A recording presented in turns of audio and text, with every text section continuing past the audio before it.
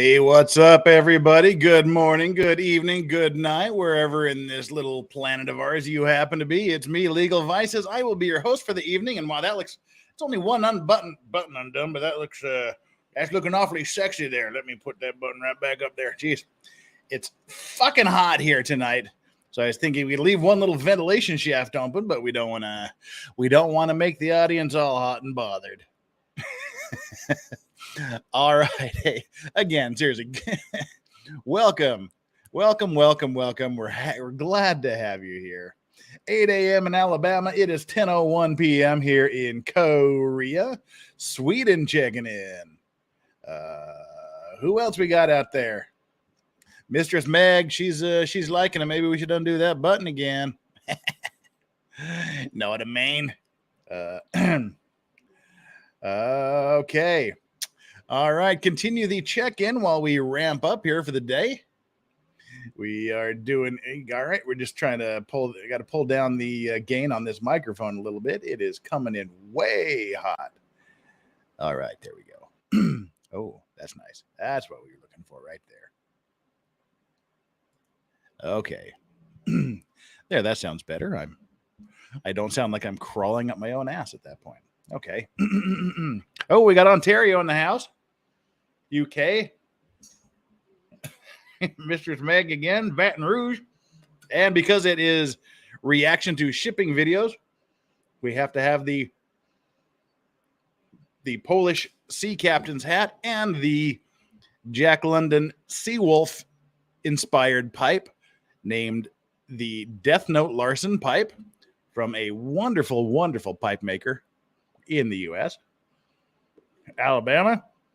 LA, you are up early. Or you just haven't gone to sleep yet. And from Mumbai, we always need Kevin to keep the Mumbai side of the world happy. All right, so today we've got a couple of items to feature. And I left my door open. Crap. Now I don't have my pretty green wall back there. Left the door to the room open, which means the dogs could make an appearance at any given time. All right. As you know, well, those of you that do know, and those that you don't, obviously. But what we do on Mondays is kind of the take it easy day. It's the no seriousness, no drama. Well, it can be serious, but I mean, no drama, no court cases, nothing like that. It's just where we kind of sit down, we chill out a little bit, we react to some videos, and me being a maritime and admiralty lawyer primarily, we do ship collisions. That sort of started to be a thing 3 weeks ago, so we'll keep doing it. I went through last week. There was kind of some real nerdy, duddy, just crappy videos. So I kind of went through. I didn't watch all because, again, I want to have the initial reaction to what's going on. So I didn't watch them all in detail. I just sort of fast forwarded through, skipped through a bit to see if there was some interesting things. And I think we got a pretty good collection tonight here. So we'll do that. We got a couple of videos to get through. And if you like this sort of stuff, if you like hanging out with the other chat people, if you like ship collisions, if you happen to, for some strange reason, like whatever the hell it is I'm spewing about every day, please like and subscribe. Hit that like button. We always have our daily goal. Today, the daily goal, we'll put it at 600 just for the hell of it again. The subscriptions are taking off. That's pretty darn good. That lets people know that we're here. It gets it up there in the algorithm. It gets recommended, and it helps the channel grow. So if any of you that are joining haven't yet subscribed to the channel, I hope you will by the end of the night. But before you forget, if you haven't, just kind of reach on down there and hit that subscribe button, and we'll all be on the same page and you need to be a subscriber to chat. You only have to be a subscriber for 1 minute, but that just helps keep a lot of the spam out and a lot of the trolls out and just a lot of the bots. So we're good on that. What we're going to do today, we're going to do something a little bit different. We're going to start out by talking about a current ongoing case for a bit. And once we've exhausted that, then we'll go into the reaction videos. So if you just want the reaction videos, I don't know how long it's going to take us to get there, but we've got an ongoing and developing mystery on our hands for this evening. So that's kind of where we can start. And I'm glad to have all of you here. The mods are here. Thanks, mods, for being the most awesome mods ever. Give them some shout out, give them some love. They do a fantastic job, and welcome to all of you. I appreciate you being here. And with that behind us, with all the back of house stuff out of the way, all the welcomes and greetings, let's jump right into it. Today's case. Oh yeah, we forgot. We do have the Johnny Depp Megapint official Legal Vices Pimp Cup. Now tonight we have a hell of a drink in here. We have one of my favorite cocktails, the Godfather. The Godfather is one of the simplest cocktails you can make. It's also one of the just most flavorful, amazing, wonderful summer cocktails you can make. Equal parts cheap scotch and any type of amaretto. I use the Disaronno, the original.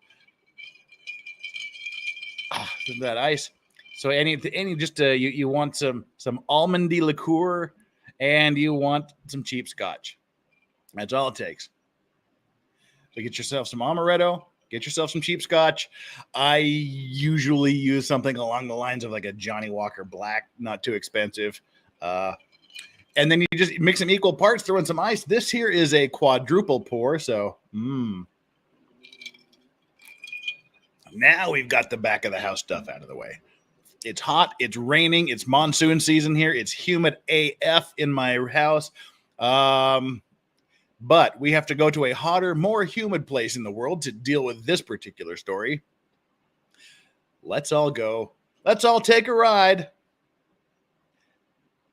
Oh, Mistress Meg is onto it. Let's all go take it. And Mistress Meg says, were you able to find the floating restaurant? Mistress Meg, it wasn't a find. I've been on this since day one. That was on the list, pre-packaged and ready to go. So that's where we're going. We're going to Hong Kong and the mysterious case of the floating restaurant. So let's start there. Bring up the screen, Jeeves. And by Jeeves, I mean me. And instead of bringing it up, I just closed it. All right, boom. Okay, this here is the Jumbo Floating Restaurant. Seen it? I have never been inside, but I've been on a boat that sailed right past it. It's in Hong Kong. It's in the middle, literally the middle of the harbor of the waterway between the island and the mainland, and it sits there. It's a gigantic restaurant. It's 80 meters long, so a little more than 80 yards long. It's 4 stories, and they built it in 1976. It's been in a bunch of movies. And then they tied it off. By recently, I mean a long time ago. They tied it off to another restaurant, so it made this gigantic mega restaurant. And the other restaurant has been in Enter the Dragon and other things. This thing, if you're as old as fuck like I am, and you've watched the old Emmanuel skin flicks from the 70s, Emmanuel was it like Emmanuel Travels the World or Emmanuel Does the World or whatever the hell that particular movie was titled. This was in there because it was just opened and they used it to showcase the restaurant in the movie. It's been in quite a few movies, but it was built in 1976. It was getting old. And after sitting there for 50 years, they closed it down for COVID.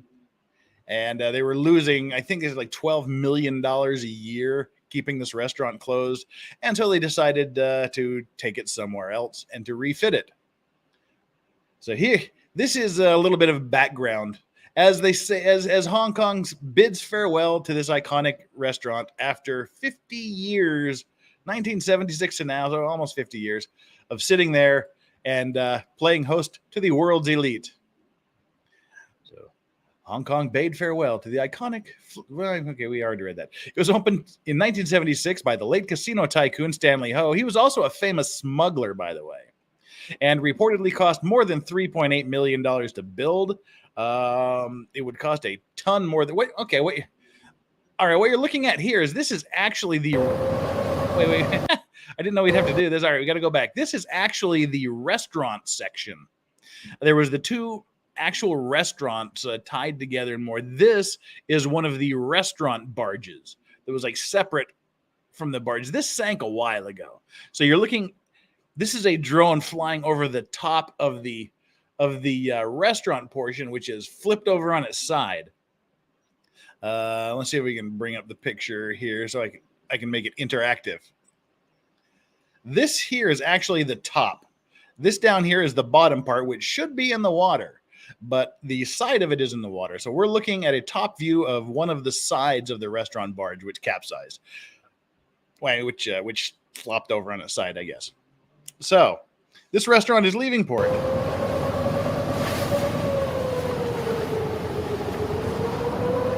Here they are saying goodbye to the famous restaurant that drew famous visitors from around the world. Queen Elizabeth and Tom Cruise have been here. The restaurant closed in March 2020 after a decade of financial woes. As you can see, they've got some tugboats. I believe the tugboat that was towing it is from Korea, I believe. So there's kind of a connection here.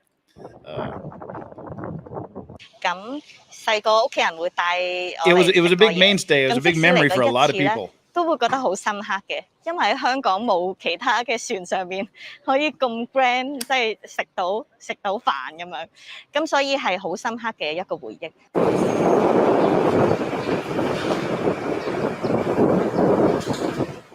So this is it leaving Aberdeen Harbor.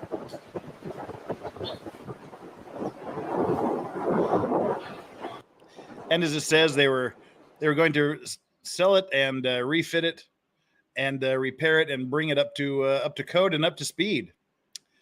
But, oh, wait, we don't care about you. You can stop right now, other video. I said stop. Damn it. There we go. Is MSG bad for you? I'm going to go out on a limb and say yes, but that's not what we're looking at here. So this was the deal. A lot of fanfare, big deal. It was world news that this important landmark, this Chinese historical landmark, well, Hong Kong Chinese landmark, was leaving port. But things apparently did not go smoothly for this iconic restaurant. What happened next is up for debate.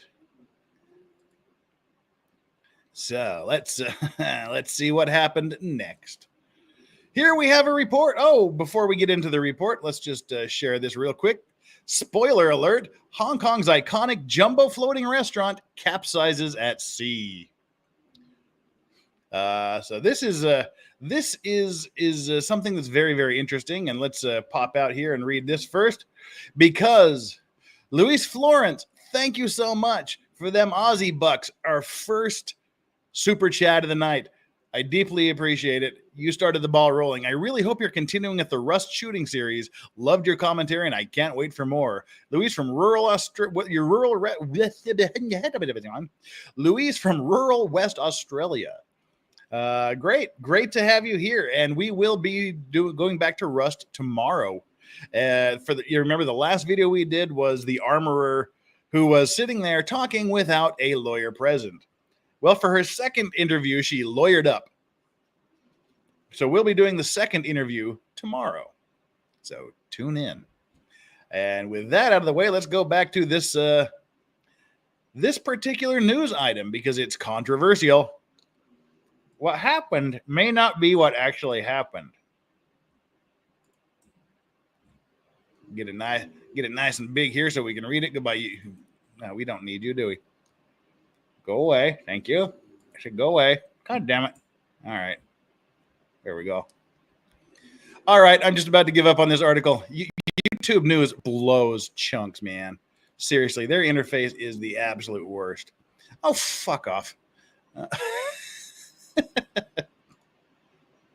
All right. This is going great, isn't it? Are you not entertained? All right. We'll just leave it this size. It's easier. Damn, that was rough. All right. Hong Kong's iconic jumbo floating restaurant capsizes at sea. The report originally, for God's sake, go away. The original story was that it sank. Hong Kong's iconic jumbo floating restaurant has capsized in the South China Sea less than a week after it was towed away from the city, its parent company said Monday. The restaurant encountered adverse conditions. I guess it would take adverse conditions to flip an 80-yard, 4-story, gigantic floating restaurant over. As it was passing the Shisha Islands, also known as the Parcel Islands in the South China Sea. And water entered the vessel and it began to tip. According to the Aberdeen Restaurant Enterprises Ltd., the company said no one was injured, but that efforts to save the vessel failed and it capsized on Sunday. So the initial reports were that it failed and it just completely sank. As the water depth at the scene is, this is why they said this. If it capsizes, that means it's just floating upside down. But the initial report was that it sank. And that's why they were saying as the water depth at the scene is over 1,000 meters, it makes it extremely difficult to carry out salvage work, it said in a statement. See, to me, that says that because this thing is 1,000 meters below the ocean, and you usually do not touch anything that's under that's 90 meters. So this is 10 times deeper than some of the deepest salvage operations that have ever happened. So I think they were saying it's under 1,000 meters of water. So it's going to be difficult to raise it and it's gone forever. It said the company is deeply saddened by this accident. The jumbo floating restaurant, almost 80 meters, 260 feet in length, has been a landmark in Hong Kong for over 4 decades and serving Cantonese cuisine to over 3 million guests, including Queen Elizabeth II and Tom Cruise. It closed in 2020 due to the pandemic and laid off all its staff. Aberdeen Restaurant Enterprises said the restaurant became a financial burden to shareholders. No reason to accidentally have that thing capsize / and or sink, is there? Yeah, and again, like I said, the number I heard was like 12 million a year, with millions of Hong Kong dollars spent on its inspection and maintenance, even though it was not in operation. The restaurant was towed away last Tuesday. The company said it planned to move to a lower-cost site where maintenance could be carried out. It said that prior to its departure, the vessel had been thoroughly inspected by marine engineers, and hoardings were installed, and all relevant approvals were obtained. The company is now getting further details of the accident from the towing company. And interestingly enough, this happened a week ago, and there's still doesn't seem to be a lot of additional information available. So we'll have to see how this plays out. The company is now getting further details from the towing. Yeah, but it's not. So that's the end of that particular story. So the initial story was that it sank, and they've since I copied the link to this article, they've changed it to capsized. Which is why the articles such as this next article have been coming out. The next article is titled "Fate of Hong Kong's Jumbo Floating Restaurant Takes Mysterious Turn as Owners Insist It Didn't Sink." So this iconic restaurant that has been hemorrhaging, let's say, $24 million over the last 2 years, as well as incurring millions in wharfage and inspection and upkeep. The shareholders are unhappy about that. They want to get it out and move it somewhere else for refitting and safety and sale. But mysteriously, it is reported as having sunk a couple of days after it leaves. But then it didn't sink, apparently. Yes, it sank, so it's in 1,000 meters of water, so we can't do anything about it. But then suddenly it didn't sink. So I don't know. A conspiracy theorist may say that they tried to sink it, and as it was sinking, they may have reported that it was sunk, and then it just didn't do what it was supposed to do and instead stays floating. That's what a conspiracy theorist would say. I would never say that. We'll just have to see. We have questions. A sinking would be a total loss. Yes, it would. Sinking would be a total loss, but also a capsizing is generally speaking a total loss as well. So let's see what the non-conspiracy theorists have to say, and by that I mean the people that would be in grave trouble Why do we keep changing every time I close the goddamn ad? This isn't making my job easier. I really, really, really hate Yahoo News. That's why I should never ever use them again. We'll just put up with the Yahoo News header up there. Deal with it. I have to deal with it. All right. Owners of Hong Kong's restaurant have denied claims that the iconic craft sunk in the South China Sea. The establishment originally closed its doors in early 2020 due to the COVID-19 pandemic, with its owners reporting losses totaling more than 100 million Hong Kong dollars, approximately 12.7. Okay, so it wasn't 12.7 a year, it was 12 total. All right. The restaurant owner initially released a statement on Monday that seemed to suggest that the craft sank, stating that the towing of the restaurant encountered adverse conditions while being taken through South China Sea. Its owner, Aberdeen Restaurant Enterprises, clarified that the reports of the boat sinking were inaccurate. Those inaccurate views came from their own press release. On Friday, a spokesperson for the company emphasized to CNN how it had always used the term capsize and not sink to describe the incident, although they declined to clarify whether this meant that the boat remained afloat. All it takes is a plane to fly over and go, yep, there it is, or nope, there it isn't. But haven't seen any of this happening yet. A company PR representative said on Friday in a separate announcement that the boat was still afloat, although rescue work would be extremely difficult due to the depth of the water being over 3,300 feet. Now, if it's just capsized, the depth of the water should really have no bearing whatsoever on towing it somewhere or attempting to upright it, but I don't know how you would upright something that big. But yeah, if it's sunk, then the depth would make a huge impact on the ability to raise the wreck. But if it's just sitting there floating upside down, it doesn't really matter if it's 100 meters or 1 billion meters. So some conflicting statements being made here. The boat reportedly sank, there's that S word again, on Sunday as it was being towed away to this is like a week ago Sunday, so it was being towed away to a secret location. Yeah. That secret location doesn't help much.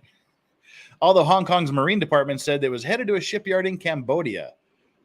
Despite the ship's go-ahead approvals after an inspection from marine engineers, water seeped its way into the vessel, causing it to start tipping.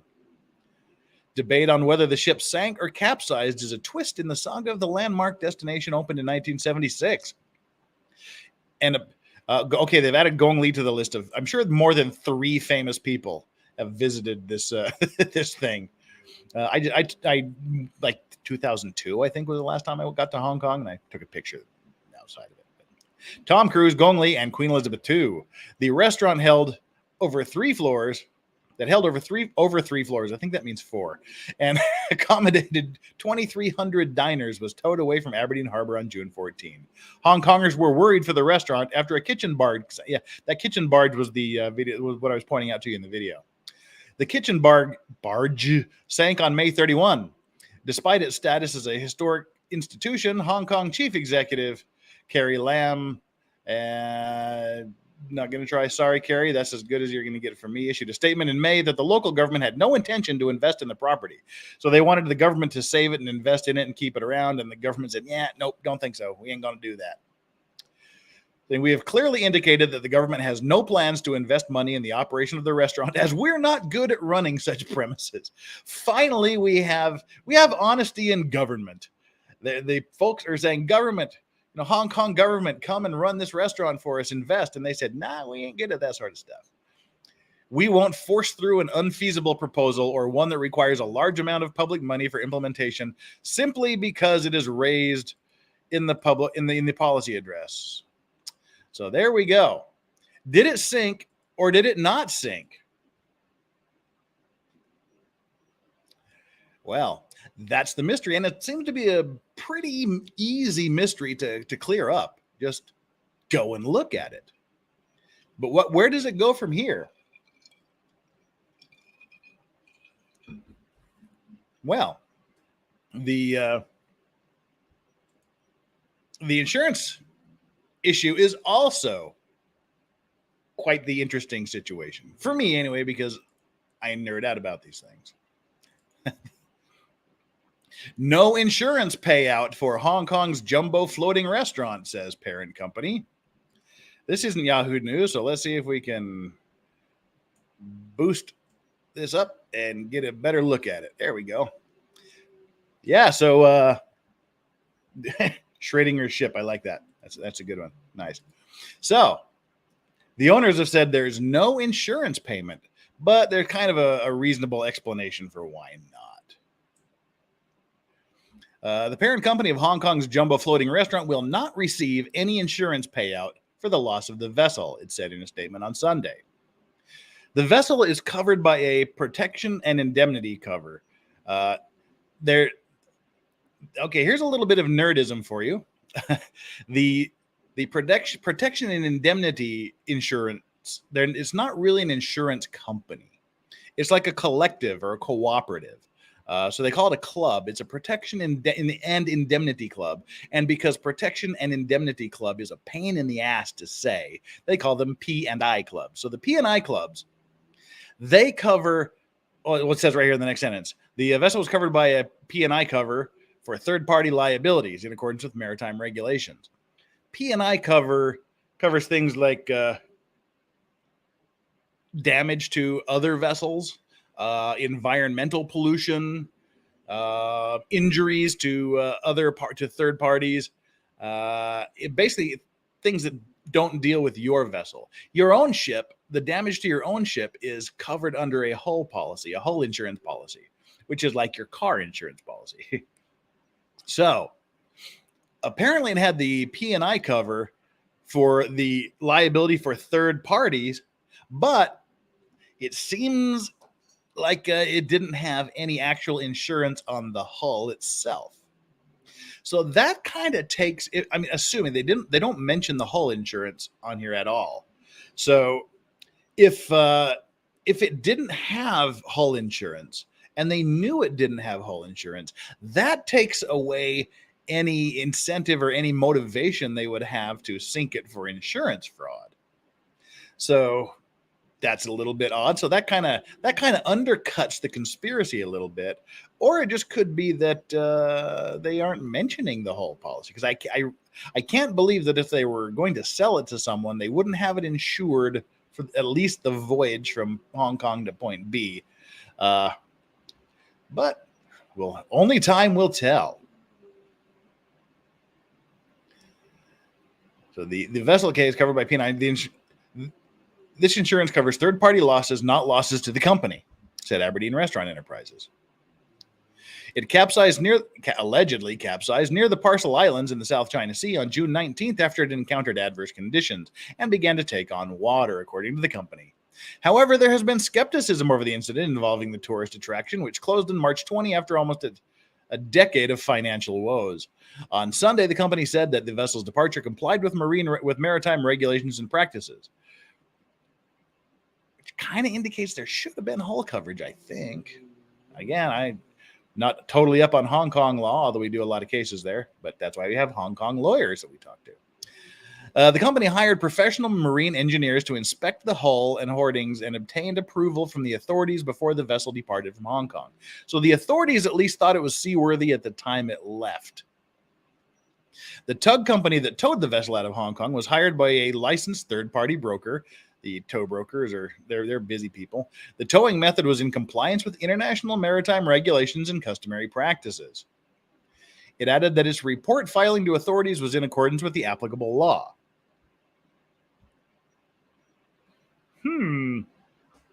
On June 20th, it issued a statement regarding the incident while preparing a report of marine incident, and 3 days later, it filed a report of marine incident in accordance with Hong Kong's regulatory requirements, said the firm. The relevant regulations state that the report of marine incident involving a Hong Kong vessel outside of Hong Kong waters must be filed as soon as practicable, but no later than 24 hours after such vessel's arrival at the next port. Well, there's also been confusion over whether the vessel had actually capsized or sank. While this said in its original statement on June 20th that the vessel had capsized, it also added the water depth of the scene is over 1,000 meters, making it extremely difficult to carry out salvage work. A few days later, the company reached out to media outlets insisting the boat had capsized, not sank. And the statement Sunday says the response had been consistent. This is kind of duplicating the last article, despite the efforts of the tugboat responsible to rescue the vessel had capsized. This is consistent with our report to the Marine Department on June 23rd, which stated that the vessel capsized due to adverse conditions. The company also said that the tugboat remains near the vessel in the Shisha Islands to help enable the safety of the waterway. The local maritime authority, the Sancha Maritime Safety Administration, has been notified and is now considering the appropriate measures. I'm sure they're going to have long and lengthy investigations. The Sancha Maritime Safety Administration, I'm assuming that they are they're the people sort of like the NTSB, the National Transportation Safety Board in America. In Korea, we have one that's dedicated solely to marine accidents called the Korea Maritime Safety Tribunal. They investigate accidents, the cause of the accidents. If necessary, they can apportion fault. Like this boat was 50%. This boat was 50%, or this boat was 70%. That boat was 30% responsible for the accident. And they can also give administrative punishments to holders of Korean licenses. So I'm assuming this is kind of the same thing. And then they just kind of go on to talk about the restaurant here for a little bit. So that's it. That's the big case in question.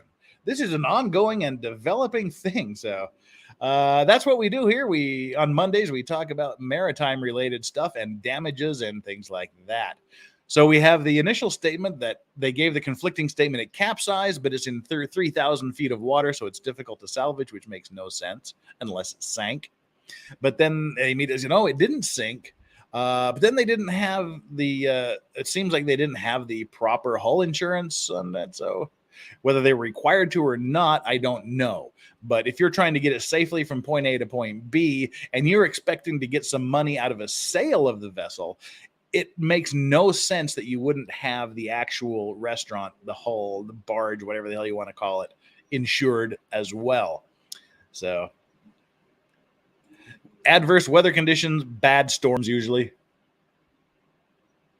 High winds, high waves, things like that. And again, it could be just one of those deals where there was lots of wind, there was high waves, the winds kept blowing the waves over the deck or the entryway of the restaurant. It slowly fills up and then it starts to tilt. It could just be that. But why they wouldn't have insurance on the hull if they plan to sell it is weird. And by the same token, if they plan to commit insurance fraud, I don't know why they wouldn't have the hull insurance on it. So it's a mystery. Tony G, sorry, quick question. Is this the law you do with your firm? Yeah, probably 70% of what I do is maritime admiralty, ship casualties and things like that. So this is about 70% of what I do. Exciting, isn't it? So that was just our initial run into this ongoing mystery case. Kevin thinks it's an oopsie, not a mystery. Well, if it is an oopsie and not a full-blown mystery, it's a mystery why it's an uninsured oopsie. So, Anyway, Isabella Rainey asks, did I miss much? Not a damn thing.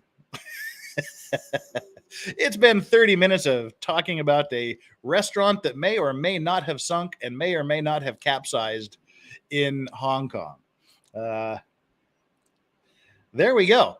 That was that. Now we're on to the highlight of the day, the reason that hopefully all of you are here and hopefully more will show up later.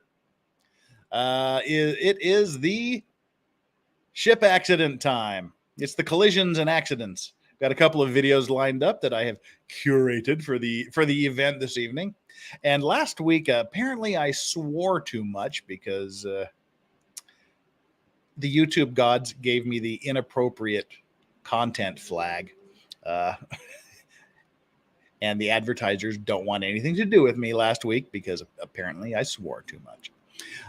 So we'll try to swear slightly less than last time. But yeah, these accidents are pretty brutal.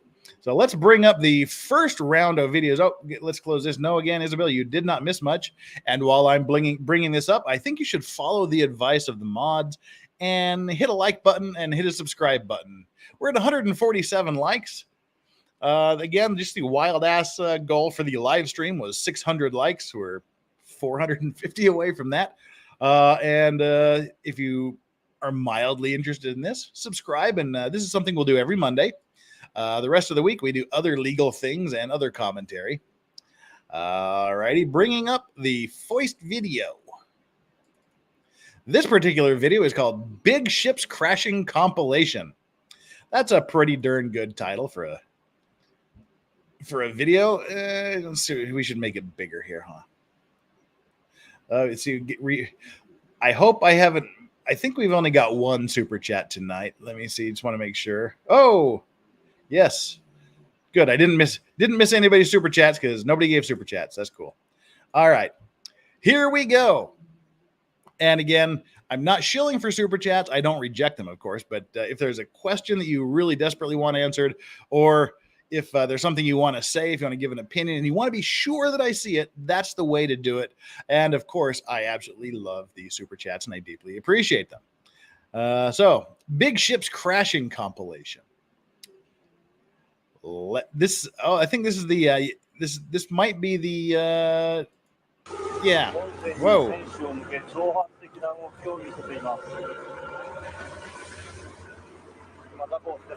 And what we're seeing here, again, this is something that we saw part of, I think, the first week we did this. There doesn't seem to be explanations on this video. This is a alleged Chinese fishing boat. This is a Japanese fishing boat. I believe it may have been a whaling boat.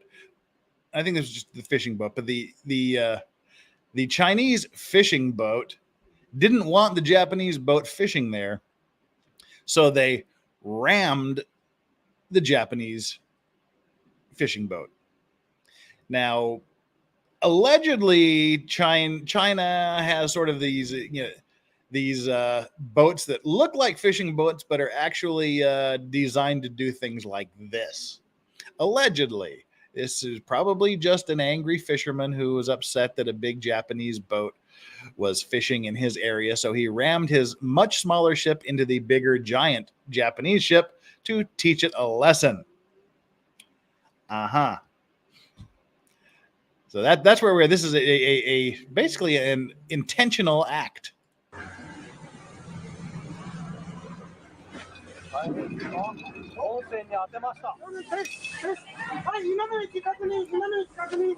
I'm sure those are Japanese swear words.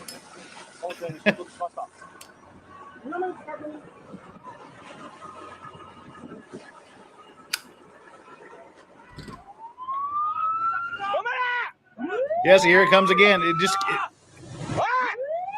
going in for the ram.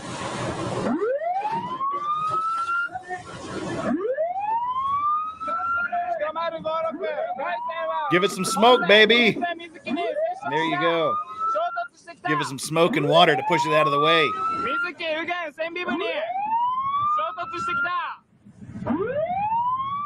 That right there you're witnessing is another ship intentionally trying to sink another ship. Yeah, Simple Pleasure says trying to sink that ship. Oh, exactly. That's exactly what it was trying to do. Chloe says, "Oh my God, this is why cruises scare me. I'd rather just go tan on a beach." That is understandable. Sometimes that's the safer route to go.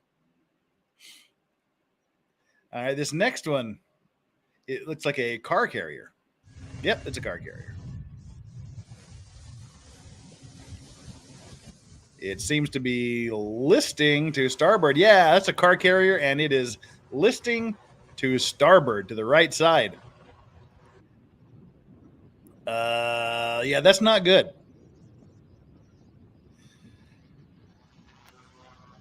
And again, I mean, you have inside this inside this car carrier is either brand new cars that are just going to market, or they're cars that are being transferred from one place to another for whatever reason, or they're old cars being sent somewhere else for resale. You'll recall that there was the Sincerity, whatever the hell it was, a couple of months ago. It was full of luxury cars that burned. Yeah, there can be up to about 4,000 cars in this. And if you assume they're just a normal car that's $20,000, that's a lot of zeros at the end. So 4,000 cars, that's three zeros at 20,000 a piece. So you're looking like 80 million. Is that what it'd be? 8 million, 80 million? 80 million. $80 million worth of cars in there, plus the ship itself is 100 million. Yeah, losing one of these car carriers full. Losing a full car carrier can literally be hundreds of millions of dollars. And then if it leaks oil, if there's an oil spill that results from a sinking or something like this, it can get into the billions of dollars. How does a ship made of metal burn? Very good question. There's a lot of electronics, a lot of pipes, a lot of wood. The cabins are wooden doors. There's a lot. There's a surprising amount of things to burn. Plus, the cargo can burn. The simple pleasures, did it sink then? The Sincerity, whichever the hell, we dealt with a car carrier, the sister ship to the one that burned a couple of months ago, the Sincerity Ace, several years ago. Same situation. It had about 4,000 cars on it, and for some reason, one of the cars started on fire, and that ended up trashing the entire ship. So yeah, just something like this can be tens, if not hundreds of millions of dollars.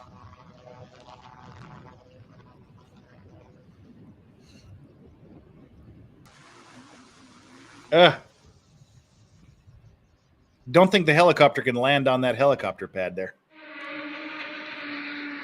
Oh, that's nice. All right. What we're looking at here is two ships. This ship here already is berthed, and apparently you can see the gantry cranes up here in the upper right corner. So apparently it's either loading or unloading. And this ship it seems like it was supposed to berth in front of this ship, and it cut the corner a little bit close. It came in at just a bad angle. And to give you kind of a scale, if you didn't hear the last time we explained this, these here are 20-foot containers. So they're like 6 meters, 6 meters, 20 feet. And there can be up to 5,000, or well, God, now they have ships that carry 14,000 containers. But it looks like there's several thousand containers on this ship, and depending what's in it, it can be a bunch of tin. It can be empty. It can be tin cans, or it could be, $100 million worth of some super high tech piece of equipment. So you don't know what's in these containers until you start sorting through the damage. I mean, the shipping companies know because they all have the bills of lading in the registry. But any one of these containers could be anywhere from a few $1,000s to tens of millions of dollars worth of stuff inside of it. And again, keeping the size of these containers in mind. They're 20 feet. I can't remember how tall they are. I think they're about, I want to say like 3 meters tall. 2.5, 3 meters tall. They're pretty tall. So when they fall this far, that's it's going to do damage to this ship. It's going to do damage to the ship with the containers on it. You can see how it's opening up the containers like tin cans over here. And then the containers are going to fall off, hit this ship, do more damage, fall onto the berth, and cause damage to the berth, which needs to be repaired. So again, just these dumb little accidents can end up being a bajillion dollars. Oh, who's going to pay for that? That's the fun part of my job, is figuring out who's going to pay for it and who to sue and where. Is Lloyd still the main insurance company for ships? They still do some, but again, it's mostly these. This would be the protection and indemnity stuff here. It's mostly other big companies, but yeah. That's the short answer. The insurance company is going to pay for it, but whose insurance company? These guys' insurance company. These guys' insurance company. Is this container that fell on this container going to compensate? There's so many. It's like a big web of people involved to figure out who is going to pay for it. So that's what interests me about this type of accident, is unraveling who owns what, who caused the damage, how much of the damage they caused, who are you going after, where are you going after them at. It's fun to unravel this big Gordian knot of damage. So let's see actually what happened in this case.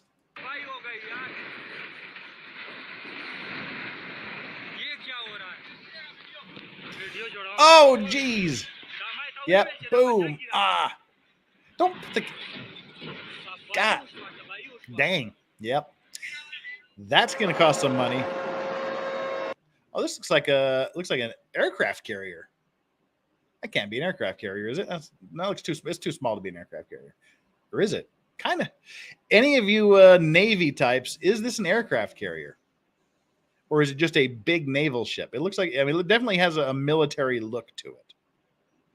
That lovely slate gray and that kind of build. But this is a launching. Again, this is how they launch them. They just send them down these big giant ramps.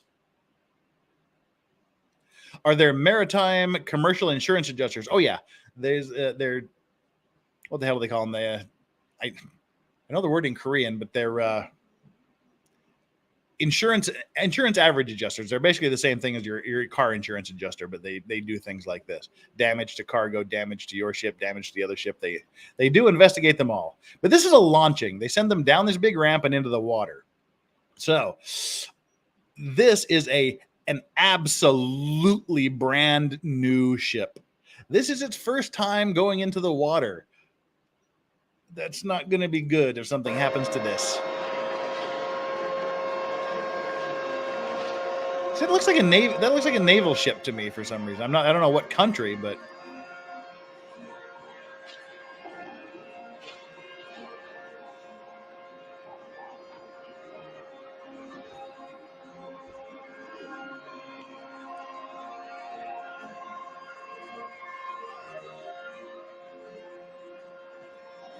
what's... Oh, Jesus.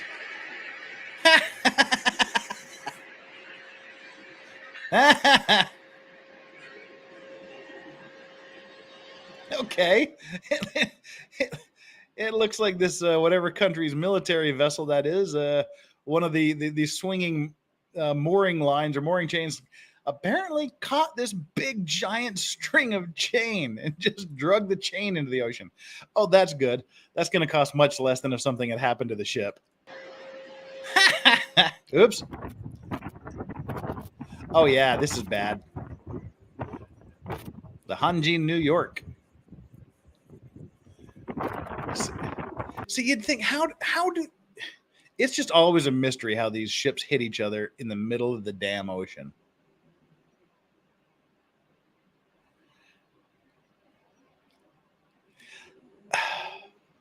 So this here is a bulk carrier.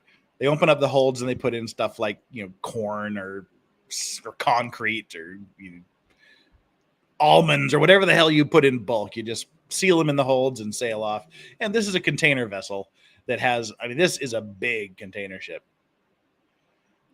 Geez, how many do we have, Roger? 1, 2, 3, 4, 5, 6, 7, 8, 9, 10, 11, 12, 13, 14, 15, 16, 17 across, many, many high, 3, 4, 10 high. So you're looking at 170 or 200 containers in this one row. And this goes ahead hundreds of meters, possibly. But yeah, this is really, really bad. Because again, remember, there can be a fuck ton of value in these containers. And just, it's not only these that get damaged, others get knocked around quite a bit, plus the hull damage. And when you hit at this angle, you have a very serious risk of potential oil pollution. I just don't even know how I know how stuff like this happens. People don't pay attention. But I don't know how this particular one happened. What it looks like is the one behind. Oops. Oh, this is going to be fun. It looks like, and this is just me pulling things out of my ass, going by what that last picture looked like. It looked like the bulk carrier that was behind and the container vessel that was ahead.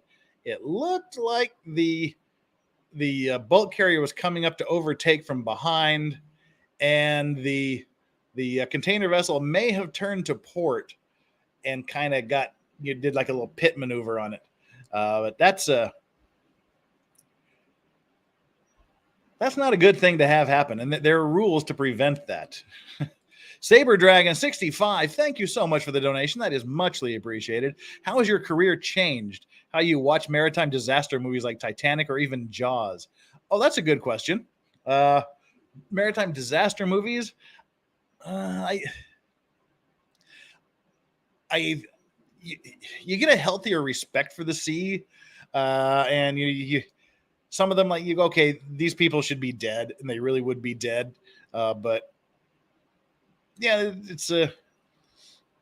it kind of takes a little bit of the believability, which is why I can't watch a lot of other just legal dramas and things, because it's so ridiculous. Which is why I like things like Suits, where it's just the law is just crap in Suits to begin with. It's just a buddy comedy disguised as a legal drama. But yeah, it kind of takes a lot of the fun out of it.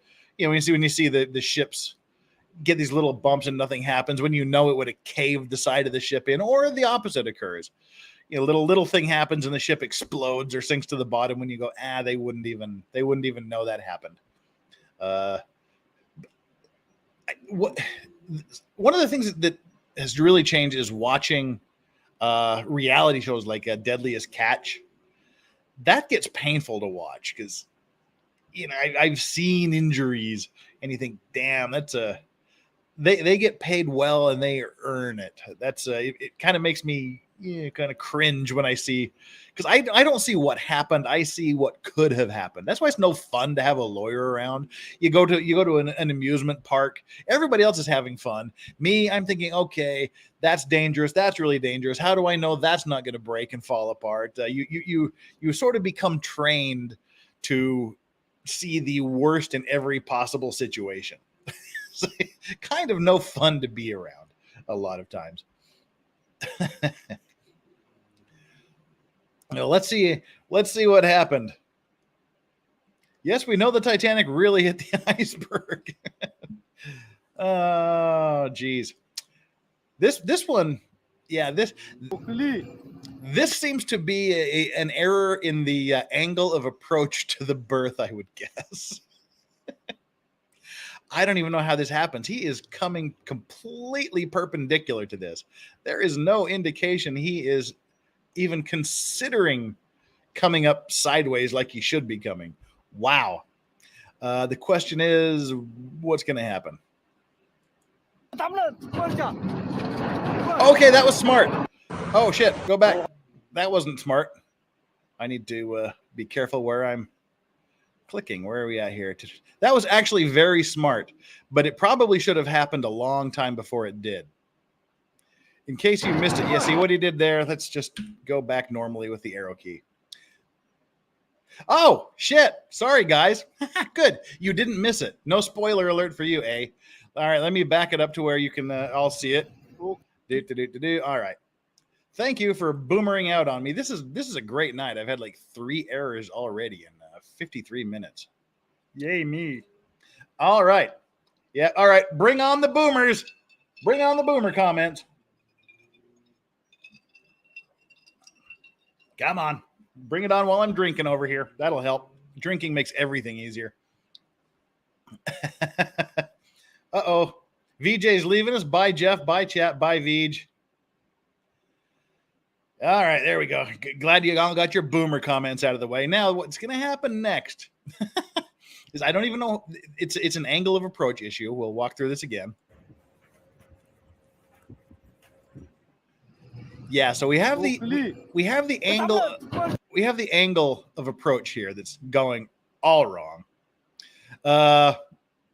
Yeah, but they did the smart thing. You can see them start to drop the anchor to stop or slow the ship down. Unfortunately, you should probably do it before you're 20 meters from the berth. You should probably do it before you're 20 yards from the berth, because that doesn't give you a lot of stopping motion.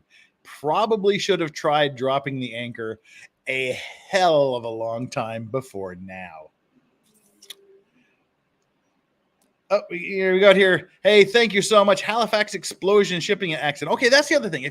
If any of you want me to take a look at something, email it to me. I will write this down.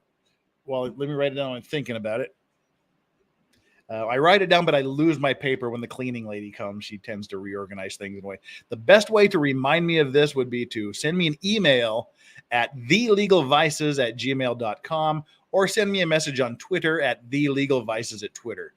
Because we're going to start, some of these are starting to repeat themselves. There's not a huge amount of original shipping collisions and accidents caught on tape.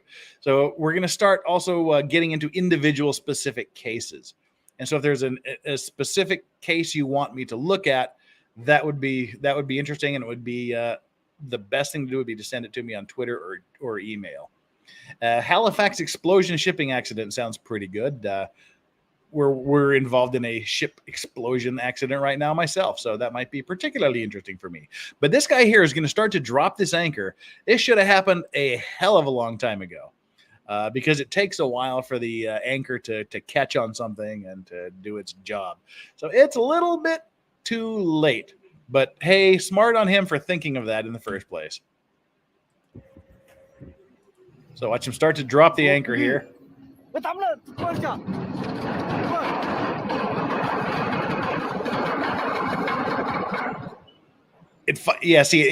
anchor hit the bottom like 15 meters before the berth.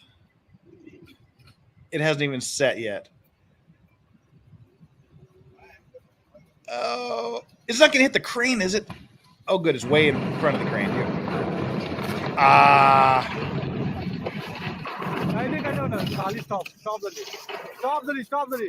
Ow. Oh, well, that's interesting. Now, let's see if I can remember to bring that video back up.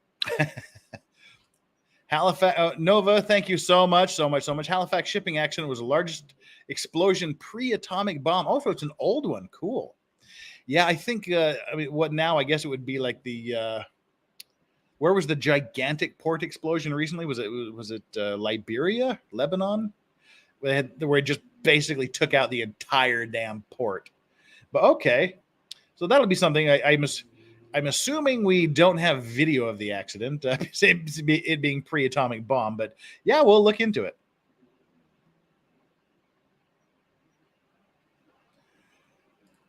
Ariana H says old ladies are the worst about getting in the way because they get too hesitant, but old men are the most likely to run red lights at 70 miles per hour.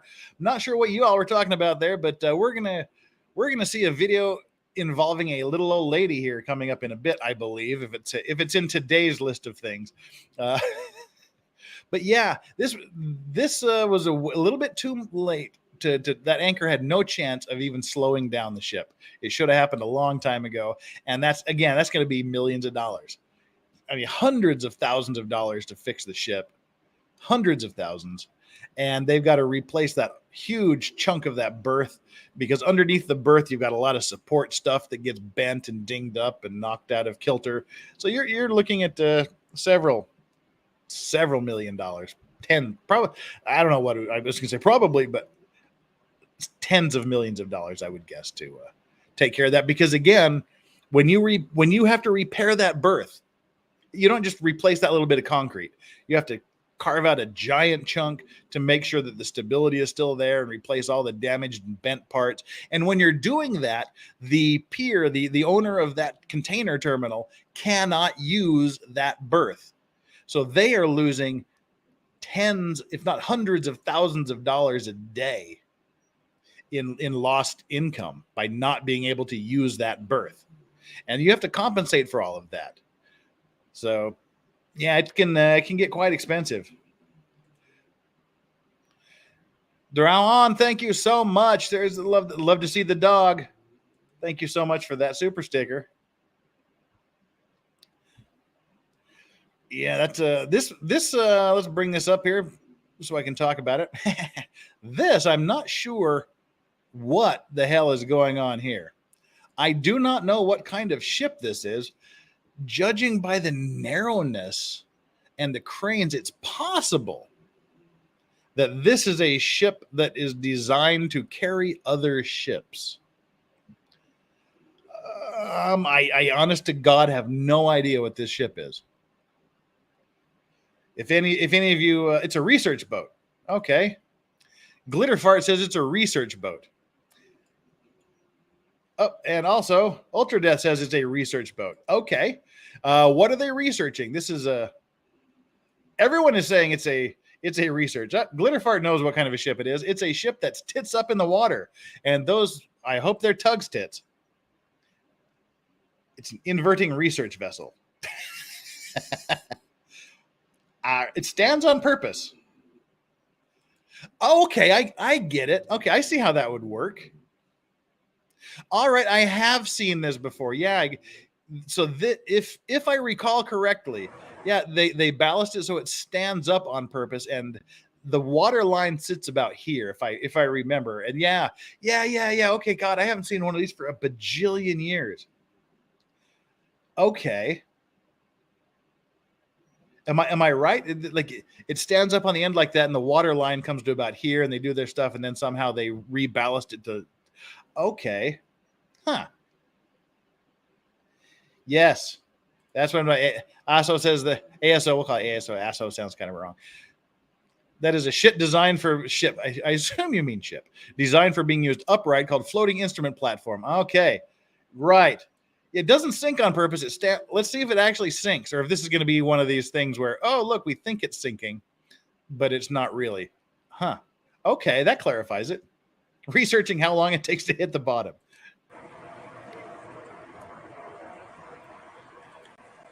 Yeah. Okay, so that comes down to about water level there.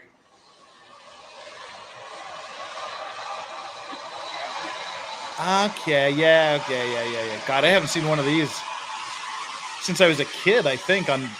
Wow.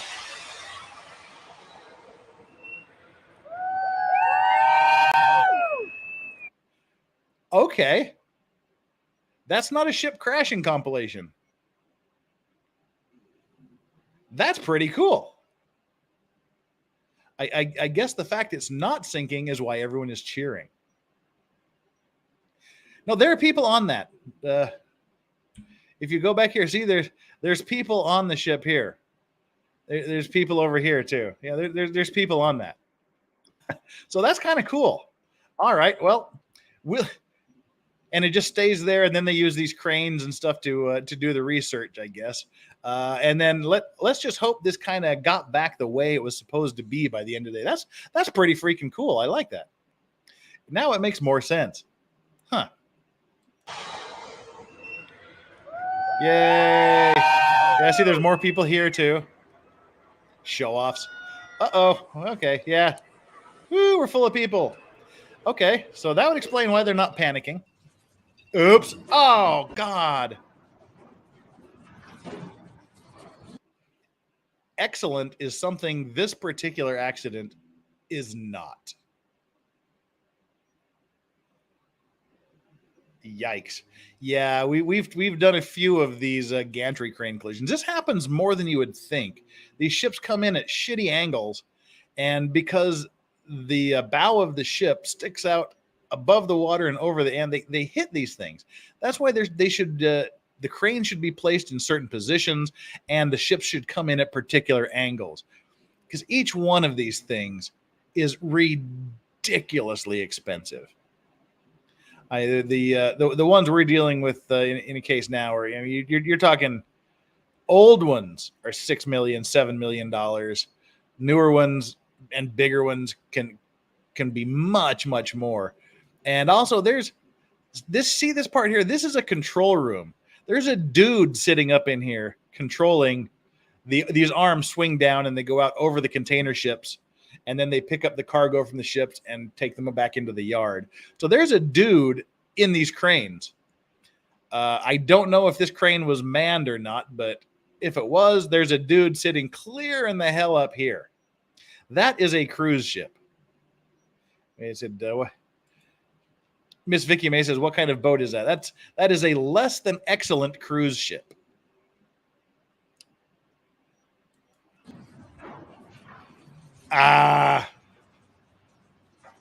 And ship accidents, everything happens in slow motion. Oh. Boom. Hopefully there was nobody in that control room right there.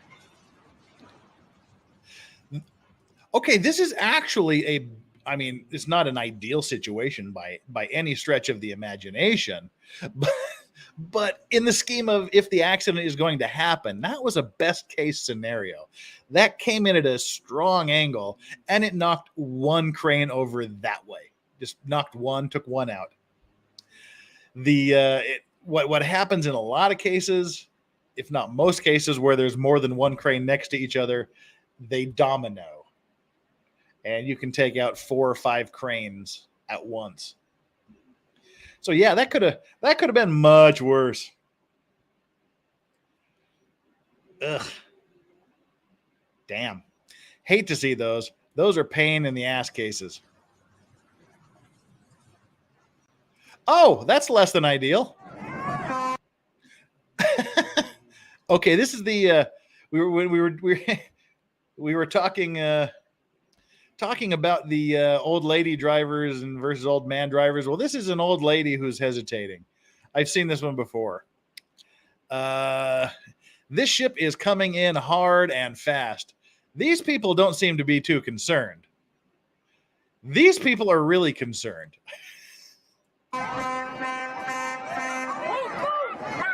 Come on, Grandma. Come on, Grandma.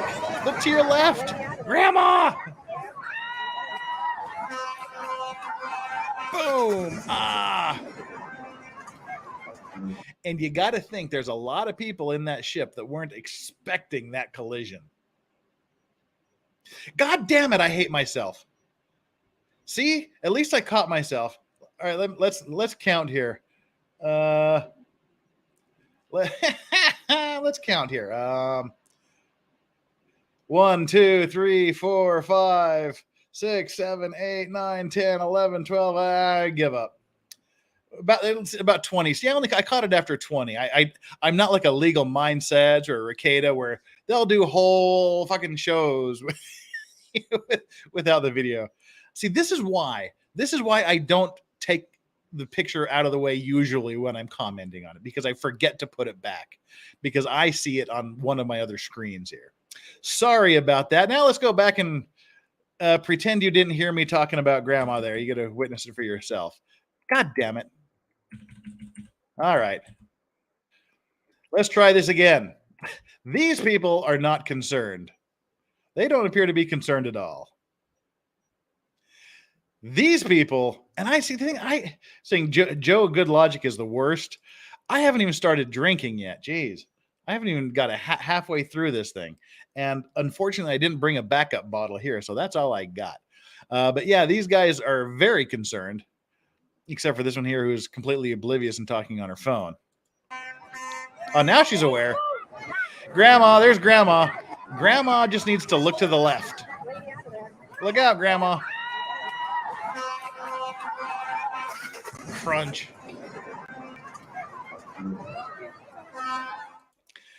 And that, you got to think, not only does it do the damage to the pier, damage to the boat, a lot of people on that ship that was coming in didn't know they were about to go from a certain speed to 0 instantly. So I would imagine that there would be some injuries there, people getting knocked down, thrown around when that decelerates from however fast it was going to 0 instantly. Yeah. Okay, this here, to me, this here seems like an intentional grounding. Well, that's really nice. What do we do there? Dumbass. There we go.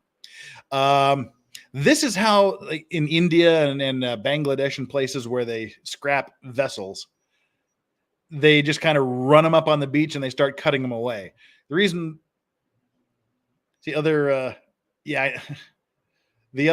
people here saying it, Jennifer saying it's India ship scrapping. Yep, that's what I'm thinking, because you can see that the ship on the right is already cut away chunks of it are missing. This old piece of shit isn't going anywhere. So this is a half done ship. This is a dead ship, and this one's just coming in hard for its last hurrah. And a lot of times they'll have like a fire here with like some smoke coming up to guide them in. So make sure, let's see, we're still on screen. We got everything in order. I can push play again. Bring that baby in. Oh, come on, get out of the way.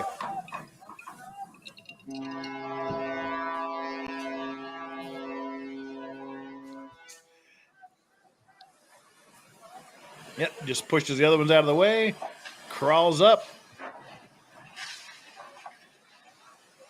And that is the death of a ship right there. That ship has ended its life. It'll be scrapped up and the metal will be recycled and we'll all live happily ever after. Whoever gets to pilot, exactly. This is what I was just going to say. Big Chungus.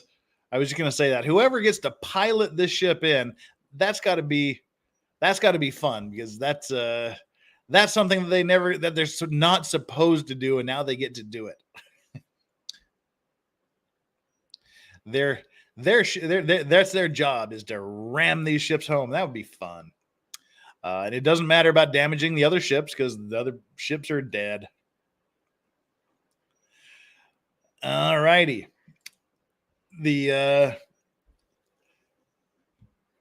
Again, now I'm being like hyper careful that I don't fuck things up like I usually do when I try to do things. All righty. And again, shill time. Those of you that are here, if you haven't reached down there and hit that like button, please do. I would deeply appreciate it. It would make me a happy camper to see we're at 265 likes now, 125 more than where we were. We're almost halfway to our goal, and we're about halfway done with this stream, so we can do it.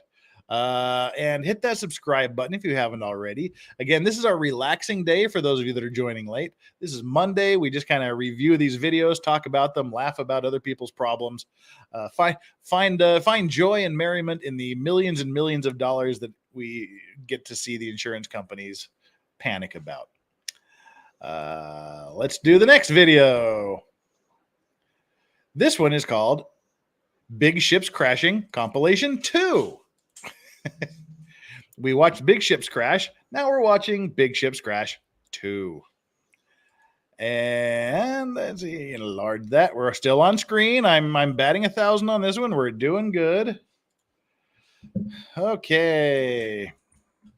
Let me make sure we're not doing anything wrong here. Boom, got it. All righty. Okay. I see where this is another. We started off the last video with an intentional fight between a Chinese and a Japanese vessel. Well, this first video is an intentional fight between a Japanese fishing boat, a Japanese whaling boat specifically, and a Sea Shepherd vessel. Sea Shepherds, they're sort of the more aggressive Greenpeacers. And this one, the Japanese whaling ship, is intentionally trying to sink this Sea Shepherd vessel, which is trying to stop the Japanese ship from catching whales, because whaling is still an industry in Japan. And while we're here, let's check. Okay. All right, we've got a link to the ship. Okay. We've got a link to the platform ship that stands up on the end. That's something cool. We'll have to maybe save that for another day. But let's watch this fight here. Water cannons, and then they just ram this Sea Shepherd vessel.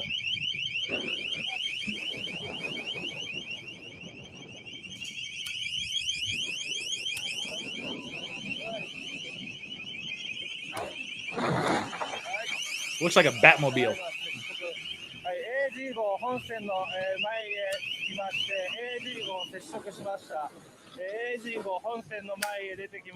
So you can see it just took the front end of that right off. Took the front end of that Sea Shepherd ship right off. Then they start spraying it with water, with the water cannons, get that water in there and sink it. So But yeah, it's like, seriously, what Batman does in the seas. It does look like the Batmobile or the bat boat. It is pretty cool. How is Japan still allowed to kill whales? It's a part of their thousands of year tradition. It's kind of the same principle as I guess the Inuits and the other up North American native tribes still do the whale hunt and things, but it's a little more commercial in Japan. So every year when they start the whale hunts, it's a big deal. It's Popo. And John Long last name makes a good point. Whales are delicious. They have. I mean, I haven't eaten like an endangered whale, but they have like smaller whales that are more dolphiny looking. From Norway that is a huge delicacy here, and it's so good. It's just. So I mean, not all whale. There's like different types of whales. There's legal whaling and illegal whaling. These are the ones that the rest of the world condemns, but Japan still does anyway. Oh, okay. This is a ship that appears to have run aground in bad weather.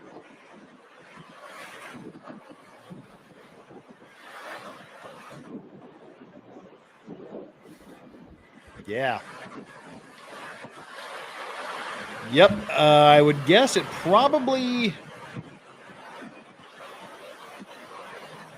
There's a good chance it just because of the wind it dragged its anchor and just kind of got too close to the shore.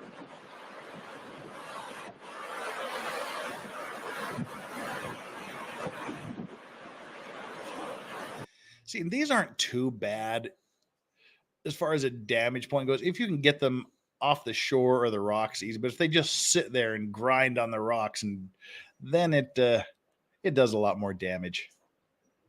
Ugh.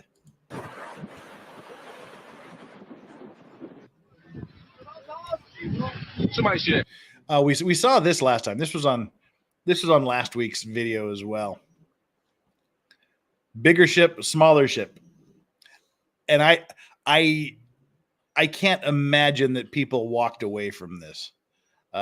Keep your eye up here where the dude that has the wheel is. We'll call him the captain for lack of a better term to deal with him.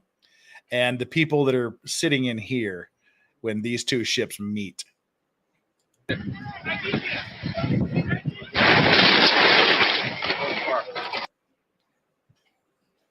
That's not a good noise. Yeah, that's not a good noise. Let's watch that again and listen. God, that crunch. Ugh.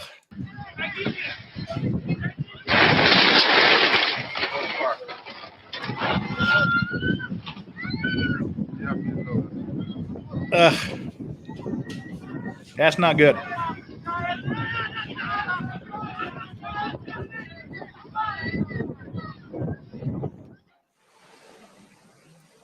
Oh.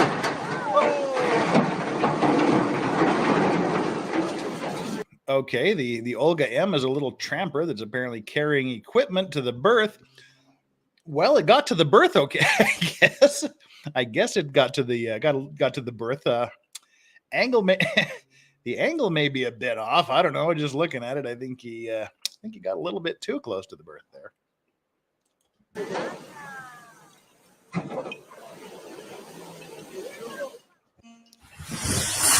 Oh, Jesus. Okay. Looks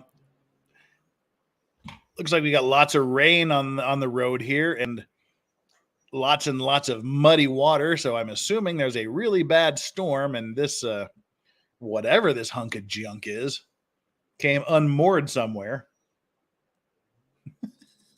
Olga is a tramper. Read that on a toilet stall. Solid, Rick. Solid comment there. So I don't know what this hunk of junk here is, but I assume it came loose from wherever it was, and it's just following the floodwaters. And we seem to have a height problem here. It wasn't going under the bridge. Yeah, I don't think that.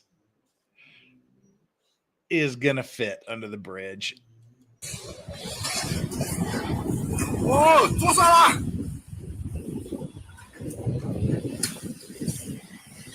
Oh, well.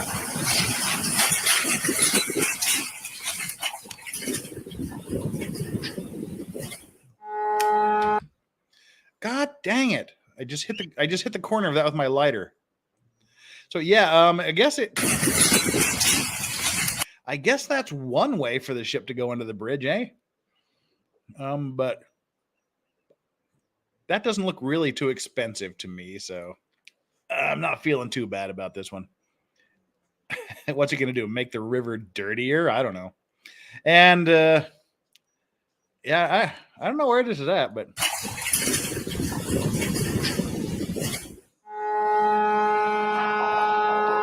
here's another end of life for this ship.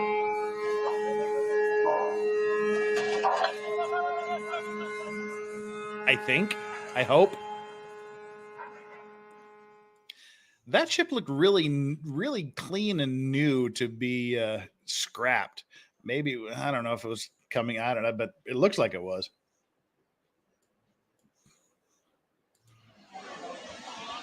Oh, another one. Ah!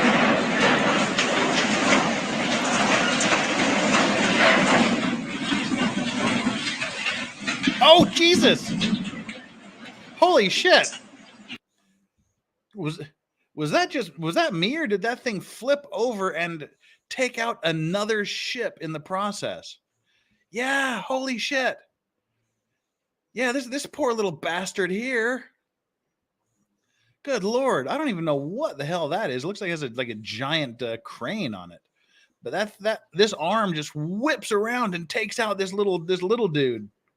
Holy crap. Nice. Solid comments tonight, guys. James Andrew Morrison coming in like a transformer on tequila. That's the comment of the night so far. Like a transformer on tequila. Solid. Damn.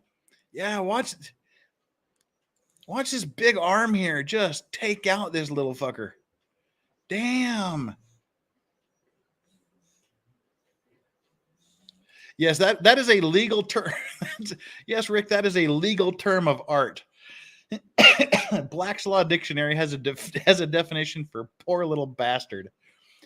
Oh man, yeah, okay, let's watch this thing get taken out again. Damn! And they all went under the bridge together.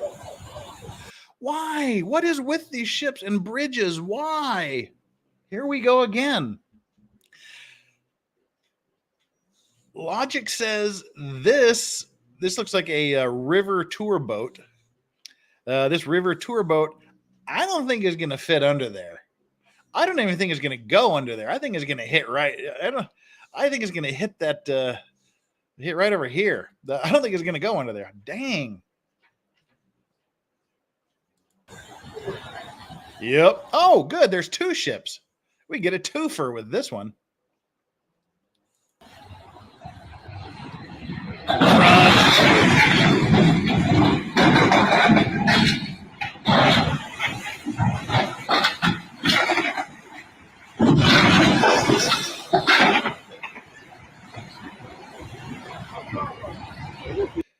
Clean up on aisle 5. Clean up on aisle 5.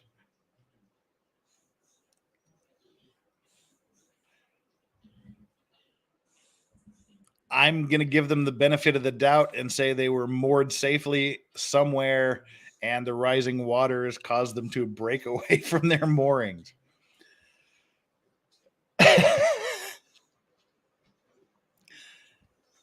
Ouch. That's gonna leave a dent in somebody's bank account. Looks like my 3 and 4-year-old fighting over a toy, says Ariana H. Yikes. All right, continue.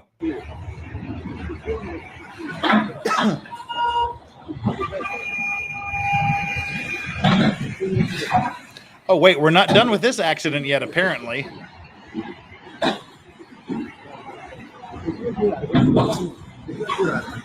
Group which has long been challenging the legality of Japan's annual whale hunt. Oh, cool. We get another whaling video. The Japanese are taking it hard tonight here from the anti-whaling people. So, oh, orange is the way. Love you and your channel, Jeff. Thanks. If you do and you haven't liked this video yet, if you say you love me and my channel and you haven't liked this video and subscribed to my channel, shame on you, orange is the way.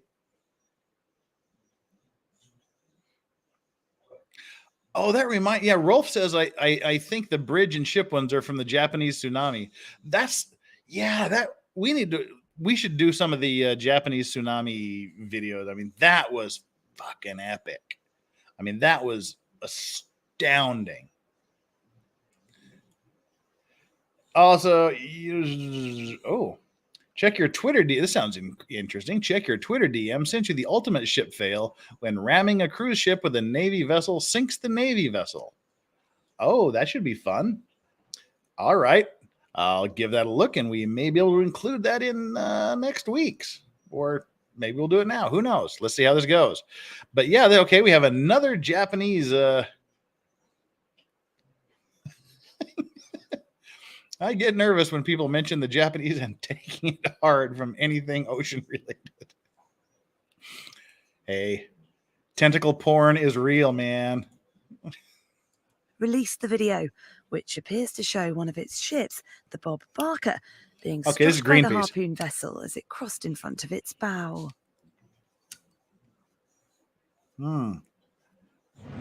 Okay. That was the Greenpeace vessel, Bob Barker. And if you don't know who Bob Barker is, he is the host of the American game show The Price is Right, which I believe is now hosted by Drew Carey. But he was a big Greenpeace supporter and a big supporter of what?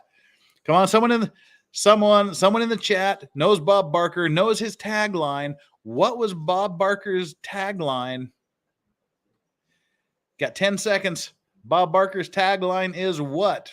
To take the runner-up prize for the message of the night. 10, 9. The price is wrong, Bob. No. 8. So Tony G. Oh no. Oh, Tony G. You came in second. Big Chungus. Oh no. John. Fuck. Wow, you guys came in fast. Everybody came in furiously. John Long last name. You came in second with Neuter Your Pets. My Dumb Movies got that spay and it's like that was his tagline. And don't forget to spay and neuter your pets. You got my Dumb Movies. John Long last name. The Price is Wrong, bitch, is the wrong answer. Lumbry Dragon, but that's an acceptable one. Spay and neutering, says Big Chungus. Tony G also said spay and neutering. And chat. Char Worley, spay and neuter your pets. That's right, you old sons of bitches. Billy Madison, if I believe, right? No, whichever Adam Sandler, Bob Barker movie was. Was it Billy Madison? It was the Water Boy, wasn't it? Fuck, I don't know. It was the Water Boy, I think. Doesn't matter. But anyway, let's go to the two Russian river boats.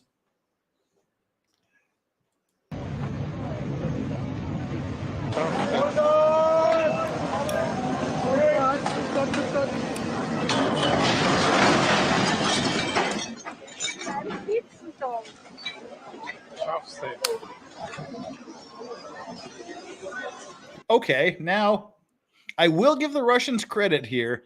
There is a distinct lack of cursing going on here.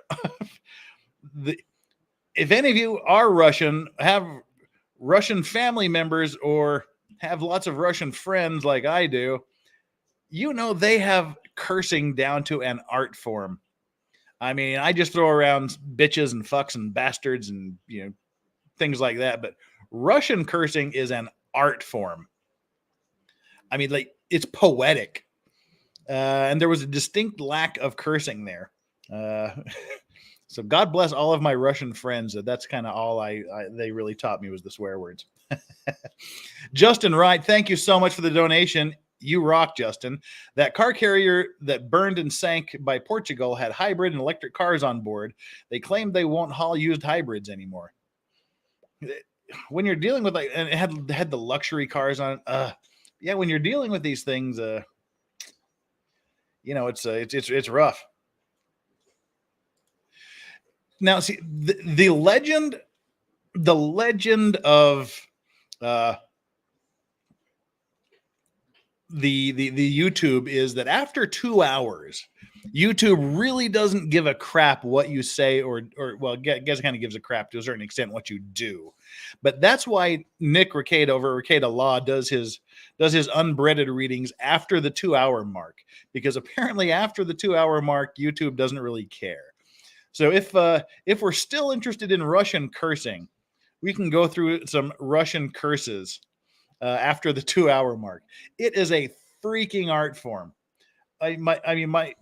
When I'm out with my Russian friends, and I mean the vast majority of my friends are Russians at this point in my life. When we're out together and they say something that is obviously a swear word and I ask them to translate, it just leaves me in damn stitches. So yeah, after the 2 hour mark, if we want Russian cursing, someone just let me know we want Russian cursing, and we'll get on it. A Spartha says that the Brazilians have some amazing cursing. We'll stick around for another 30 minutes, and you can tell me how the Brazilian cursing stacks up to the Russian cursing. But there's a distinct lack of words involving cursing here going on. So kudos to the Russians here for keeping things clean in the midst of a multi-vessel accident. Jesus, this guy's coming in fast. Holy crap. Yeah, that's like some full speed ahead shit going on there. Holy crap, this guy's coming in hot.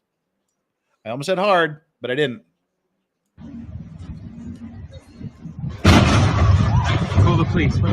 Call the police. What are the police going to do? Call the Coast Guard, dumbass.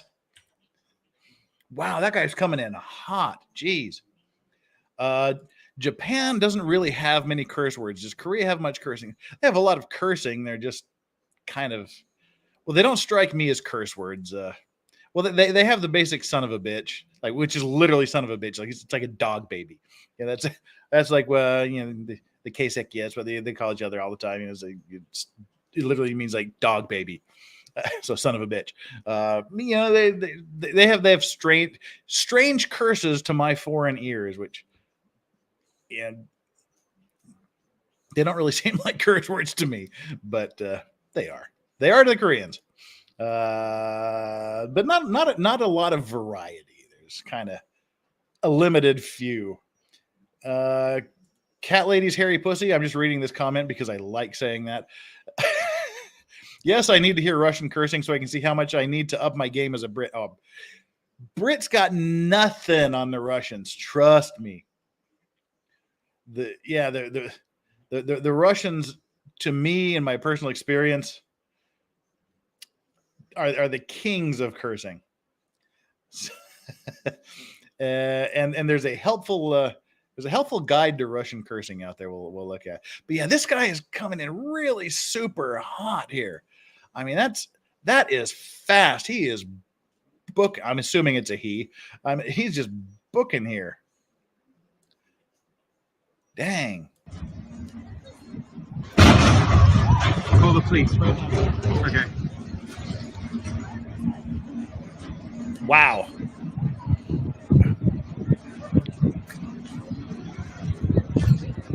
I'm guessing alcohol was involved.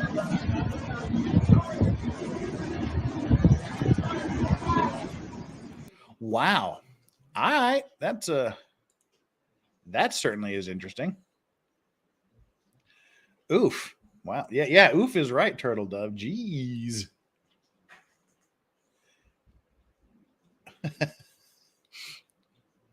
Wow, that last one was intense.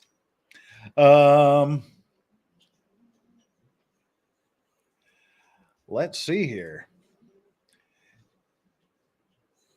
The Windhoek Bridge accident. I'm looking through the tweets that I've just gotten to see what's going on here. The Windhoek Bridge accident. Okay, that's something that we can maybe look at next week or the following week, because that would fit in with next week's topic. Next week's topic is going to be the Skyway Bridge incident that was recommended by viewers and one of the mods. It's about a ship that hit a bridge in Florida. So we'll do the Skyway Bridge incident next week, and I'll look at the link that was just sent to me about the Canadian bridge incident, and we'll compare notes, and that we might be able to use that for next week. Alrighty, kind of sorting through stuff here. That's the end of the two videos I had locked and loaded. So I'm debating now whether to go with some other ones I had in reserve, or to look through Twitter here and see what we've got as far as recommendations go. Okay, we've got a Wikipedia article to the ship that stands up on its end. And Maritime News, a German-owned cruise ship in international waters. Oh, okay. This is funny. Well, I mean, not this accident isn't funny, but let me just kind of give this a quick once-over to make sure. Okay, it's 2 minutes and 25 seconds. Oh, all right. Okay, all right. Well, that's okay. That's more of a that's a description of the accident. That would be something we would use for another day. But well, we got some time to kill. It's 2 minutes and 25 seconds. What say we just go through this? Let me pull this up. And while I'm doing this, again, it's time for me to shill for the likes. What are we up to now? 311. We're more than halfway to our goal, but we are unfortunately nearing the 2-hour mark.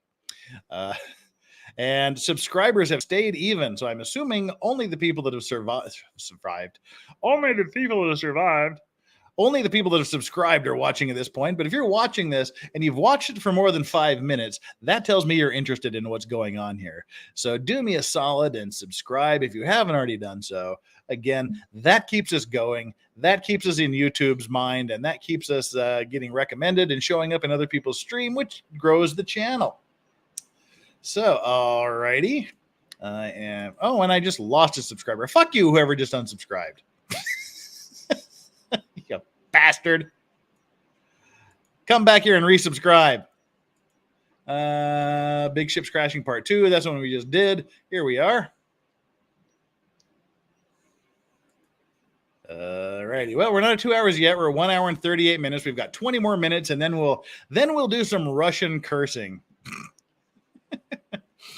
All right. Boom. Let's bring this up. Unmute it. Deboomify it. And go back to, I have not heard of this, and this was only 2 years ago. So, all righty.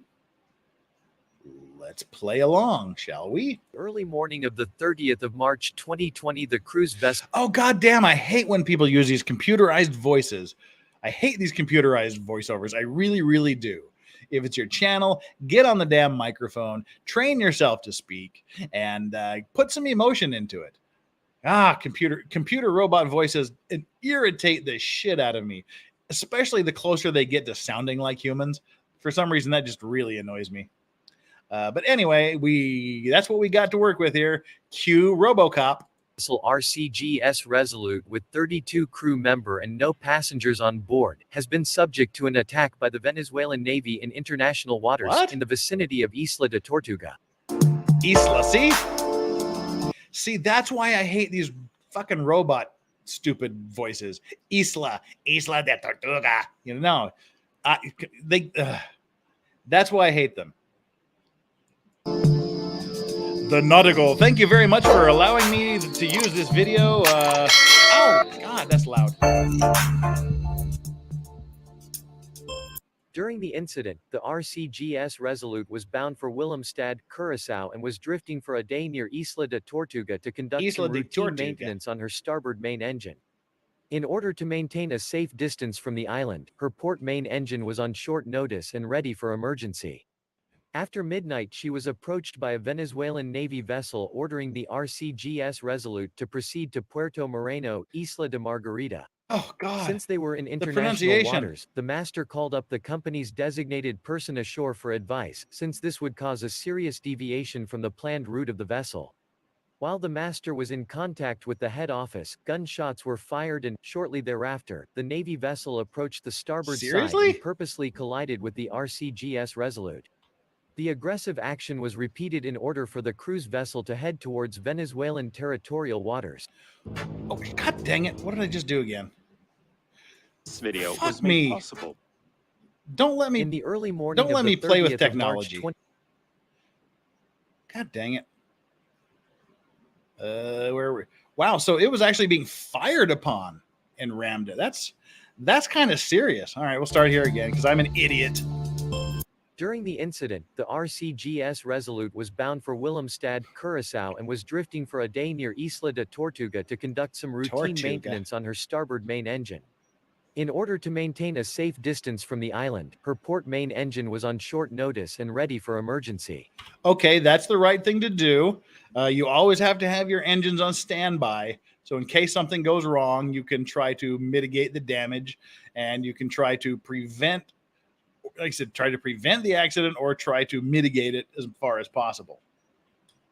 After midnight, she was approached by a Venezuelan Navy vessel ordering the RCGS Resolute to proceed to Puerto Moreno, Isla de Margarita.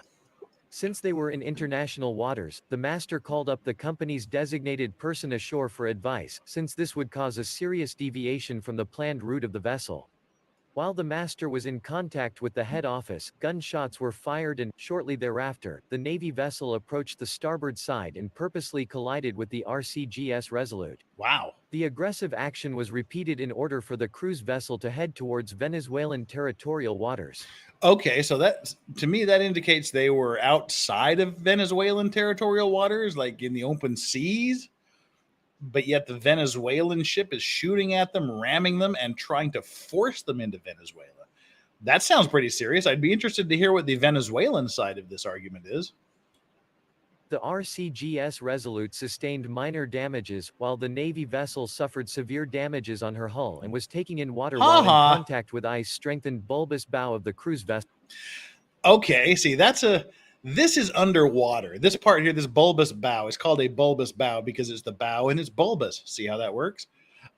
This is underwater normally. And so this sticks out in front of the ship. And if your head's not on straight, this is going straight through the hull of your ship. That would fucking seagull.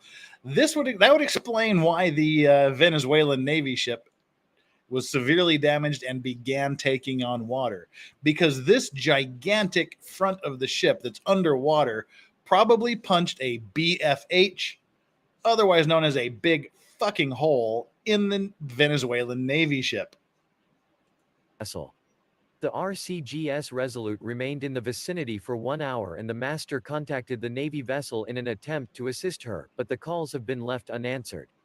The cruise ship captain contacted the Curaçao Maritime Rescue Coordinating Center and reported the incident. The RCGS Resolute resumed her passage to Willemstad, Curaçao after receiving order from the Maritime Rescue Coordinating Center. Currently she is safely moored at Willemstad and a full investigation on the accident is now carried out. Okay, the RCGS Resolute did not violate the United Nations Convention on the Law of Sea, Article 9, in order to be under naval custody. I don't know what that means. The RCGS Resolute did not violate the United Nations Convention of the Law at Sea, Article 9, in order to be under naval custody. Okay. Thanks. Whatever that means.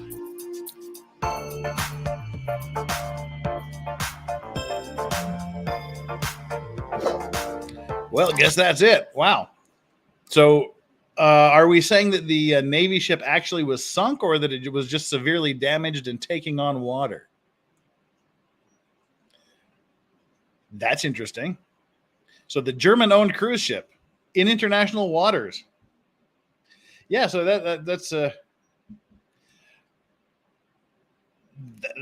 I mean, to me, it doesn't seem right that if it's in international waters, you shoot at it, you ram it, and try to force it into your jurisdiction, and then the finding that they did nothing wrong.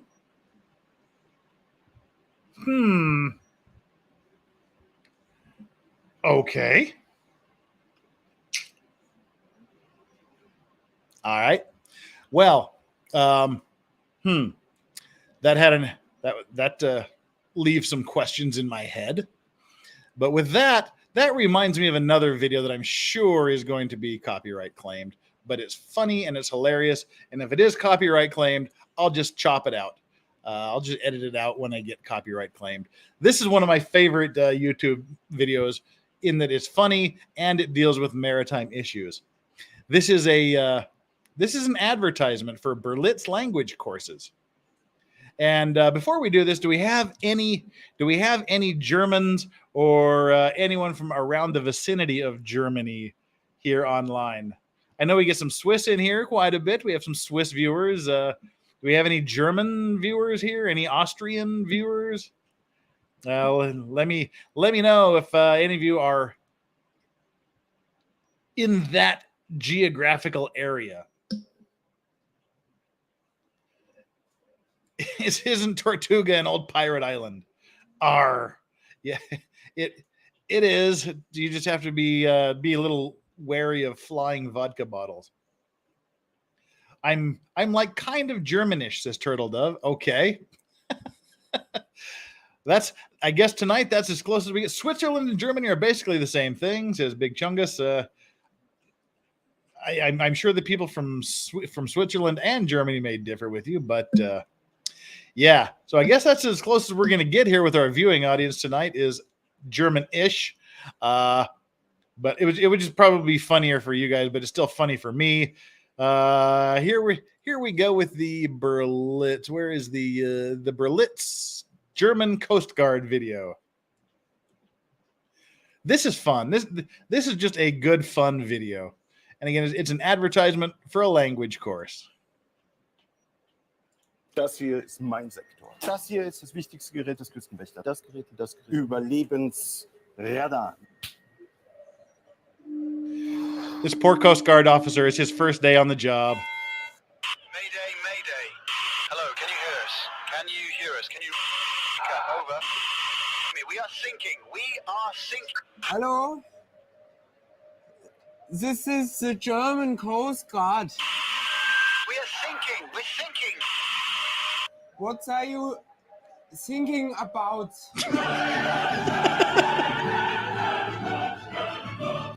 That's just a brilliant commercial. I just love that commercial. So sorry for inflicting that upon you. That just reminded me of that, and I think that's hilarious. That's like my level of humor right there. We are sinking. We are sinking. What are you thinking about? Okay. If that gets copyright claimed, it was worth it. That's funny. All right.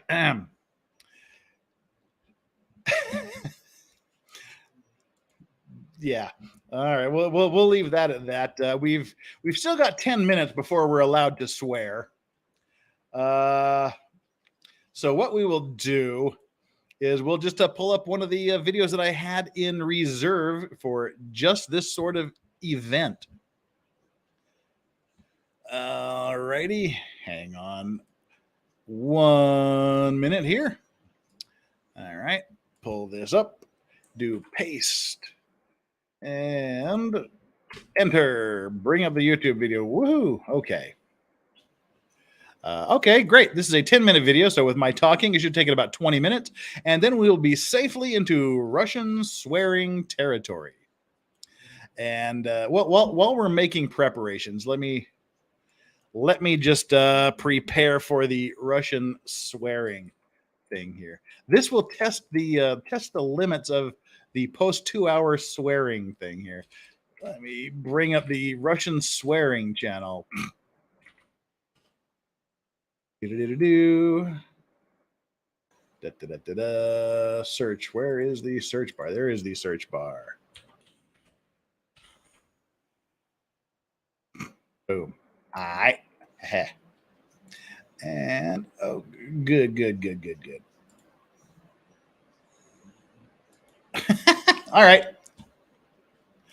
We are locked and loaded for Russian cursing when it's time to when it's that time of day. We are locked and ready to curse like a Russian. All righty. With all of that out of the way, let's do our last ship collision video of the day. And we're currently up to 347 subscribers. I'm not subscribers. Likes for the video. So quickly, if you haven't liked and subscribed to this video, even though we're bleeding viewers are becoming bored. Well, what the hell? This is a niche. This is a niche day here, so we're good. Those of you that are just joining, we're in the process of watching ship accidents and ship collisions. And here is where I beg for your like on the video. Just reach down there, hit that big thumbs up. And if you haven't already done so, please feel free to subscribe to the channel. Again, that helps us grow. It helps us get the word out. And we are currently at 21,304 subscribers, which is 3 less than we started the day with. So apparently 3 of you got your knickers in a twist and all those panties are wadded up and you didn't like what I had to say. But hey, cool. All right. Pulling up the last reaction video of the day, which is called, let's see, Worst Big Ships Collision Compilation 2022. Turtle Dove goes commando. Thanks, Turtle. That's good to know. Makes it easier. Easy access. I'm all for easy access. Saves time. All right. Got to rearrange my screen here. What did I do with the live portion of the video? There we go. All right, ladies and gentlemen, the alleged worst big ship collision compilation of 2022. Let's see.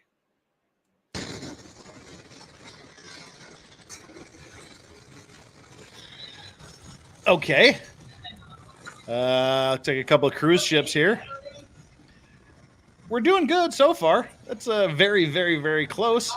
Okay, this other cruise ship is a car ferry of sorts. You can see the this is a ramp where cars drive up onto the boat, so it looks like a ferry boat. I guess probably not a cruise ship. It's probably a ferry boat that's ferrying cars from one side of a channel to the other, from an island to the mainland, or vice versa. So looks like they're doing okay so far. I mean, they're ridiculously close, but they're still okay. Uh-oh. Okay, the end is starting to swing around a little bit. Oh, it's gonna catch on the these are lifeboats. It's gonna catch on the lifeboats. Yes, it is. No. Yes. There goes a lifeboat. Oh, crunch. There goes another lifeboat, crunch.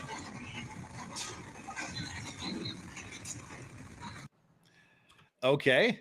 Yeah, just sort of peeled the lifeboats off the back of that ship. That's, again, less than ideal. That's not what you want to have happen. This is interesting. This is a problem. This is a tugboat. It's towing this barge loaded with, it looks like cement, like concrete.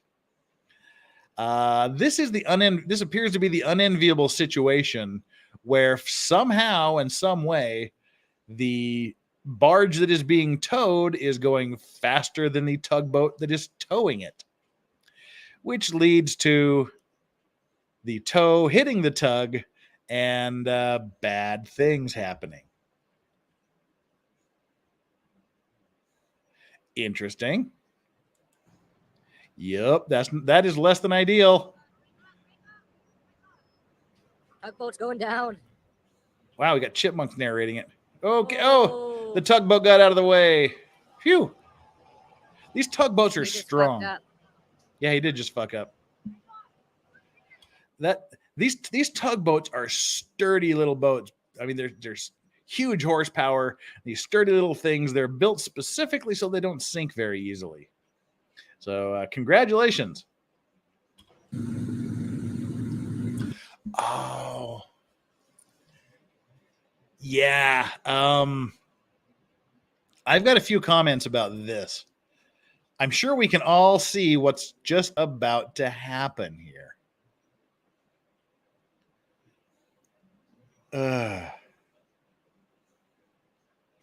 Here we go.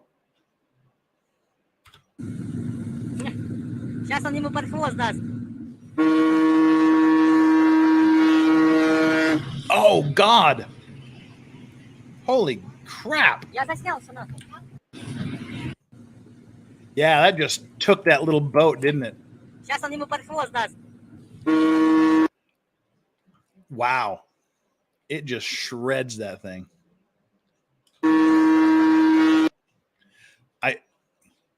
I'm guessing that this it's a Coast Guard boat or a naval boat is the one that is blowing its whistle to alert these ships that something's fucked up, because that whistle sounds like it's close. It doesn't sound like that whistle is coming from back here on this ship. Yeah, oh yeah, he's got him right there. See, that's the bulbous bow there. That's what punched through the Venezuelan Navy boat, is this big part that sticks out here. Oh, that's just going right over the top of it. Wow. Okay. Oh, okay. I'm gonna leave this comment up because this is a good comment. Okay, Rick G is obviously a naval person, because he noticed that this ship is empty. Like I said, it's in ballast condition. When this thing is full, the water line is usually very, very close to this color separation scheme. The bulbous bow here is completely underwater most of the time. But so this is in an empty state. It's in ballast conditions. We call it. It's just a ballast. It's like, for those of you that live in snowy countries, in the winter, you put weight in the trunk of your car to add weight to it. You keep your fuel tank full, because a light car slides on the ice much easier than a heavy car slides on ice. This is the same deal applies with ships. The heavier, lower down in the water they are, the easier they are to maneuver. So yeah, it's in ballast condition. Back to the, how do you miss something that massive and brightly colored? Well, there's two comments I want to make about this, and these are kind of fascinating to me. Again, to me, all this is fascinating to me. But I'm sure they felt that one. But when you get these massive, massive ships, and by that I mean over 50,000 tons, you can get ships that are 100,000 tons and a lot more than 100,000 tons. They're literally 300 meters long. These enormous ships. And if you have like a little 24-ton fishing boat or something, or even less, you get these little things, these little tiny boats. Something that weighs 100,000 tons isn't even going to know it has run over a little 24, 50-ton wooden ship. They'll have zero idea they ran straight over the top of it. And that happens a lot. The ship is just, the big, massive ship is going along on its merry old way. And then suddenly the Coast Guard will come out and stop the ship and say, you've just killed 9 fishermen. And the people on the big ship will say, what? What do you mean? We didn't hear anything. We didn't hear anything. We didn't feel anything. It's just because it's just the size difference. You can literally go straight over the top of another vessel and take out ships. And well, by a lot, Isabel says a lot. I mean, by a lot, I mean more than it should. It's especially in countries like Korea, where fishing is a huge industry. They get the fishing boats out in the shipping lanes and things, and bad stuff can happen. And it's just often that the big ship won't even know it has hit the smaller fishing boat. They didn't hear anything, they didn't feel anything, and there are times it doesn't even leave marks on the big ship. Yeah, and it's amazing. And they all of these ships have black boxes on them. They're VDR systems, are called voyage data recorders. They essentially do the same thing as airplane black boxes. They keep a running video log of all of the radar data, the identification system data, the weather, all of the communications on the bridge. They record the audio, they record video in a lot of cases, all the alarms that go off on the ship, all the important information is all recorded. And so they have to go back through and see where they rolled over the top. And if you listen to the audio, when you know the accident hurt, you can't hear anything. These ships are so big. But I would guess that they probably felt that one. And this isn't a huge ship. But the question here that James Andrew Morrison asks, how do you miss something that massive and brightly colored? That is surprising. One, I mean, basically you're just not even freaking paying attention is the main answer. But some of these ships, especially at night, I mean, mainly at night, when you get like you saw the big car carriers, they're huge, they're high, they're way up off the water. Or you can get these ones that are 300 meters long and high off the water. And the smaller ships, they're sort of looking, they're sitting right on the surface of the water. And you get accidents where they will just, these little fishing boats will T-bone these gigantic ships. And they're actually too big to see. I mean, in the daytime, you don't have a lot of excuse. But at night, you can be so small and the other ship can be so big that you don't see it. It's just blackness in front of you until you get way too close to avoid the accident. And then you slam into this gigantic ship and you're like, holy fuck, there's a ship right here. That actually happens. Again, when I say not infrequently, I mean, when smaller boats hit bigger boats at night, there a lot of times they'll say we didn't even see the ship. It was too big to see. Even looking up at the angle they're at, they couldn't see the lights on the giant boats. So it is actually possible for a ship to be too big to see at night. But yeah, this I'm thinking people died in this one. If they didn't die, it's a freaking miracle. Я заснял, сынок. Да. Yeah. Бля, они на нас так засмотрелись. Okay, they're close. I guess hopefully they weren't killed on impact and they were able to rescue them. Oh, lo destrozan, sí. All right, two old antiques. Qué lástima. Mete una lata.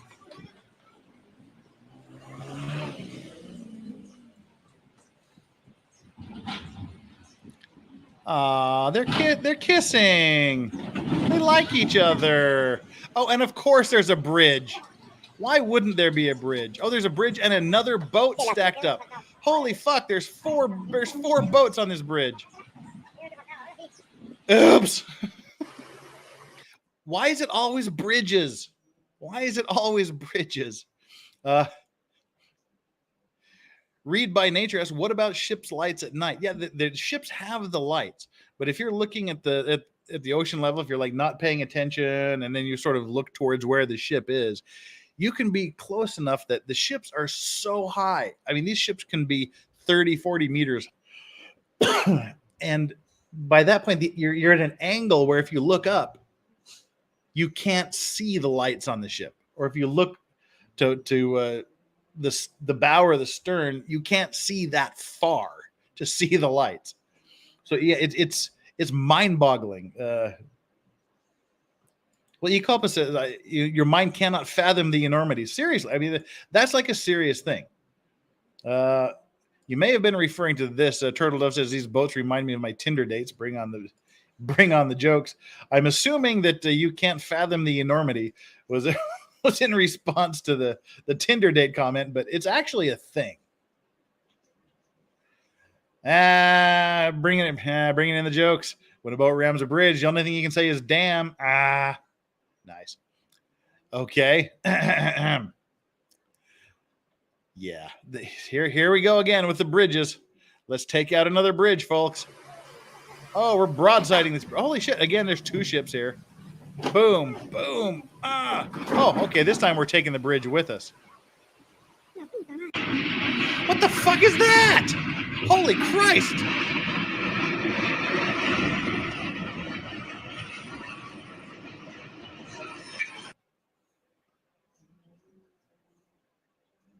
Wow. Why would that crane collapse? That's wild. This boat is essentially just a big, giant, freaking crane. And for some reason, it decided it didn't want to be up there anymore. Holy crap. I mean, like cranes this size, why would you possibly need a crane this size? Cranes this size do things like lift parts of bridges or lift other ships. I mean, this is a big fucking crane. Well, okay. Let me rephrase that. This was a big fucking crane. That's a serious collapse there. Jeez.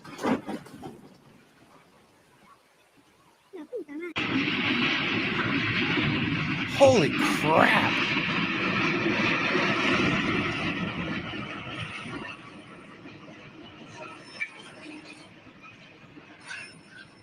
I would imagine several people shit their pants. Okay, what we're looking at here, oh dear God. This here particular crane, this is a shipyard, it looks like.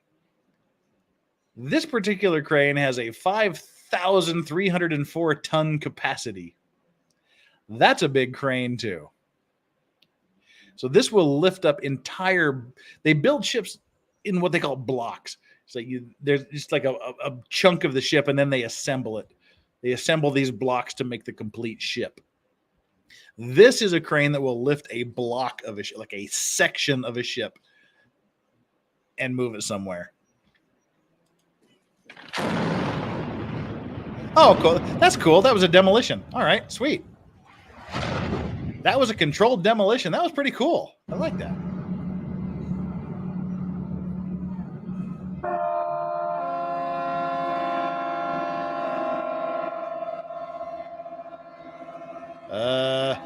Another ship launching.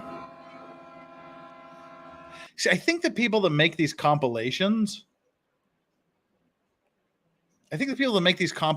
aren't really sure what's going on with these ship launchings, because there's been a lot of ship launchings in these collision compilations, and none of them have been collisions. The closest we ever had to an accident was the one we saw at the beginning of the night, where some ropes or chains caught the gigantic piles of chains that were on the side of the ramp and pulled it off into the ocean. This looks like a textbook ship launching to me. Oh, okay. Unless something happens to the tugs. See, the reason these tugs are here is to stop the ship from drifting sideways and getting beached over here.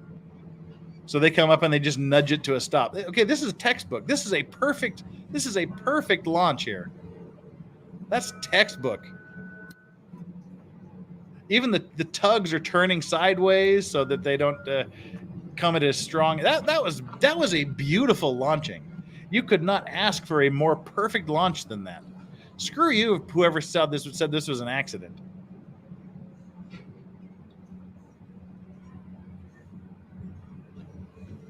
Yeah, probably padding out the videos. Again, here's another launch. I'm assuming nothing horrible happened. Beautiful ship, by the way. Whee!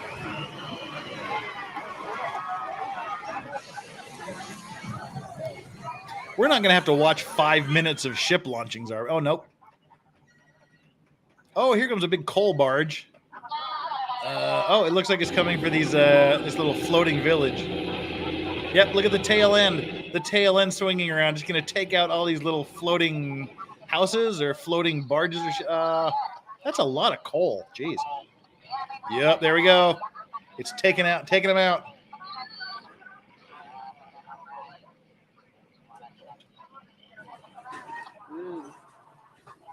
Isabella Rainey says it was quite smooth. I haven't seen too many launches, but I do agree. Yeah, that was a beautiful, beautiful launch.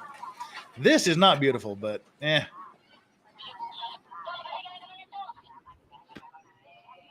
And so you'll notice how sped up the audio was on that. Just kind of bump back. You listen to how sped up the audio is. I know I've said it a lot of times. All of these ship accidents happen in incredibly slow motion because they're just so big and so limited in their ability to quickly maneuver or even to slow down that you know the accident is going to happen often minutes before it happens, and there's not a damn thing you can do to stop it. You can only try to do things to make it less bad.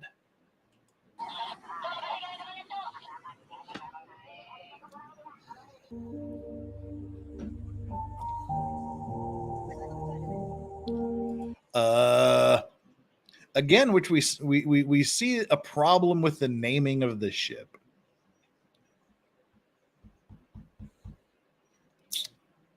Soul of Luck.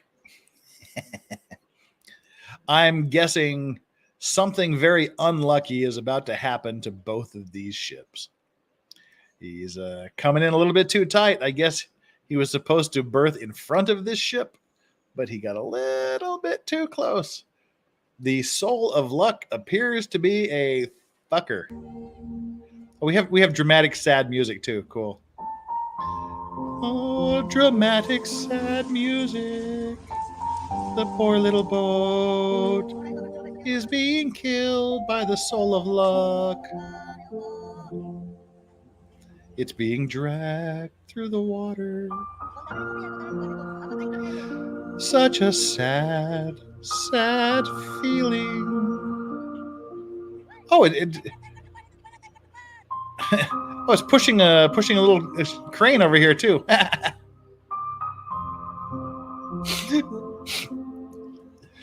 The music's making me cry. Okay, back to the fuck bridges. Oh, this is a dam. This looks like a dam spillway. Cool. Dam bridge, dam. Oh, that would have been so awesome if they just would have gone straight through. But nope. Oh, well, they're going straight under. There you go. Later, barge. Later, other barge. Oh, that's just being dismantled. Let's watch the collapse of the barge. Oh, God, stop this music. Bye. Later, barge dude. Let's pad it with another launch. A perfect launch. Look at that beautiful propeller.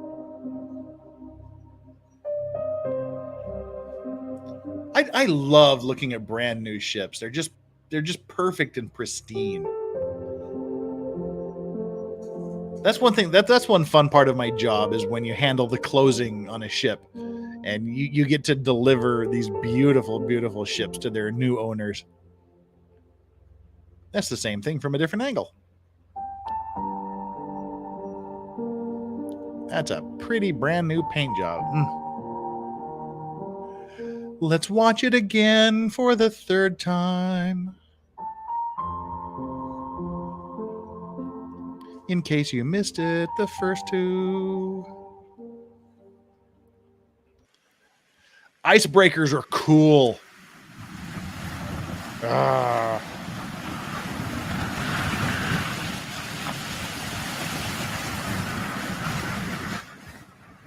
Yeah, these big ships that break through the ice.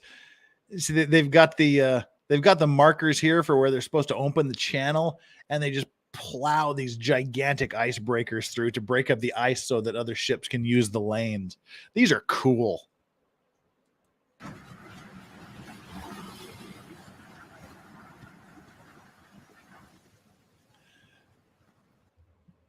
Yeah, so here we go again. Just kind of break through that ice.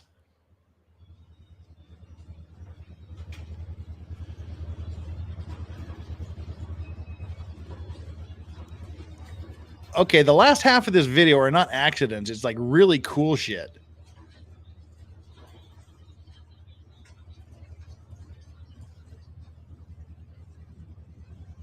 Break up that ice. Urgh. Hey, baby. Nice ice.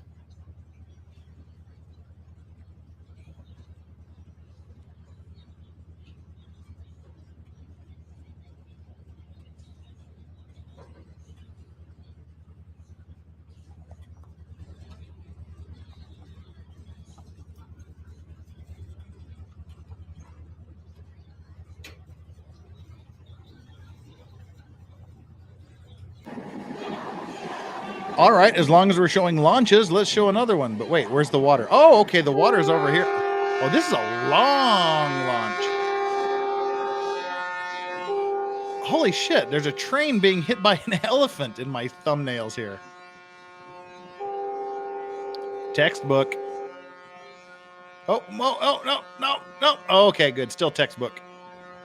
I'm more concerned about these videos of this train hitting the elephant. That sucks. Holy crap. All right. Well, there we go. That's the end of today's ship collision videos. Oh, and we've got ourselves up to pre-stream subscription levels. So everyone who unsubscribed has been replaced by a new subscription. So, hey, cool on that. We've got a zero-sum game going. Any of you 202 that are still here after 2 hours and 17 minutes.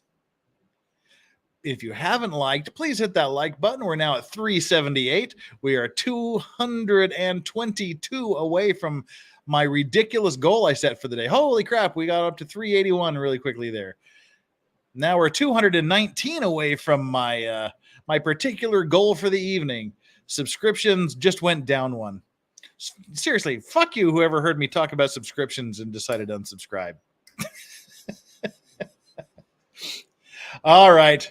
Again, we're in just a minute here. Vicky T, you just got here. Well, if you just got here, you owe me a like because you are 2 hours and 17 minutes and 42 seconds late.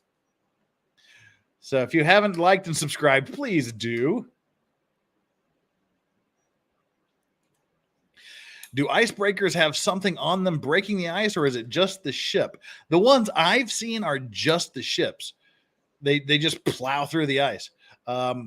It would make sense, I guess, that some of them might have like little ice crunchy diggery things, but I don't know that much about icebreakers. But the ones I've seen are just the ships plowing through the ice.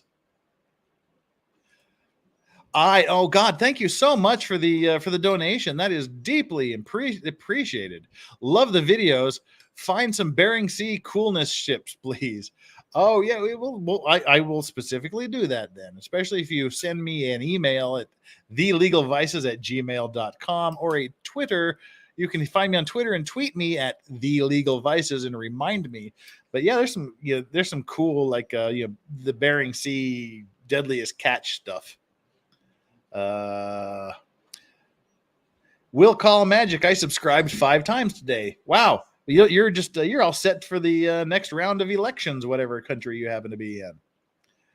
Vote often. All right, so we're going to get to Russian swearing here in a moment because somehow we got sidetracked there. I promised some Russian cursing. But before we do, again, let's just kind of give you a brief update on where we're going. Next week, we are going to be doing a case. We're going to focus on a specific case where a ship collided with a bridge in Florida.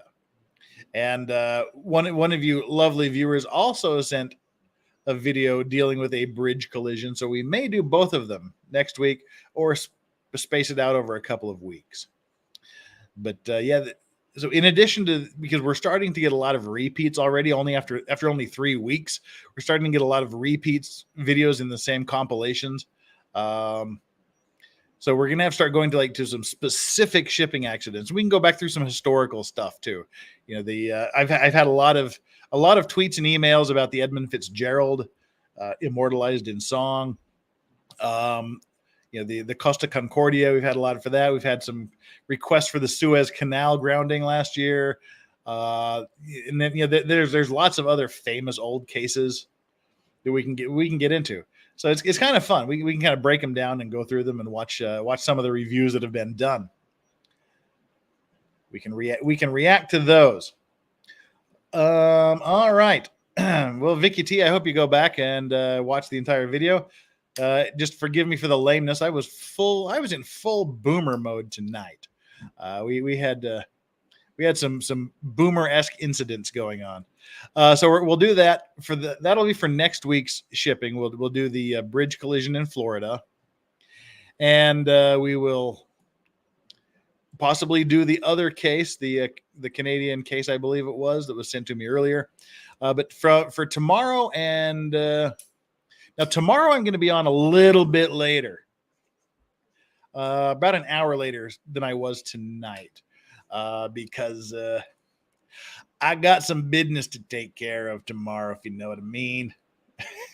Got me a date lined up tomorrow night. I gotta do some stuff tomorrow night before I come here.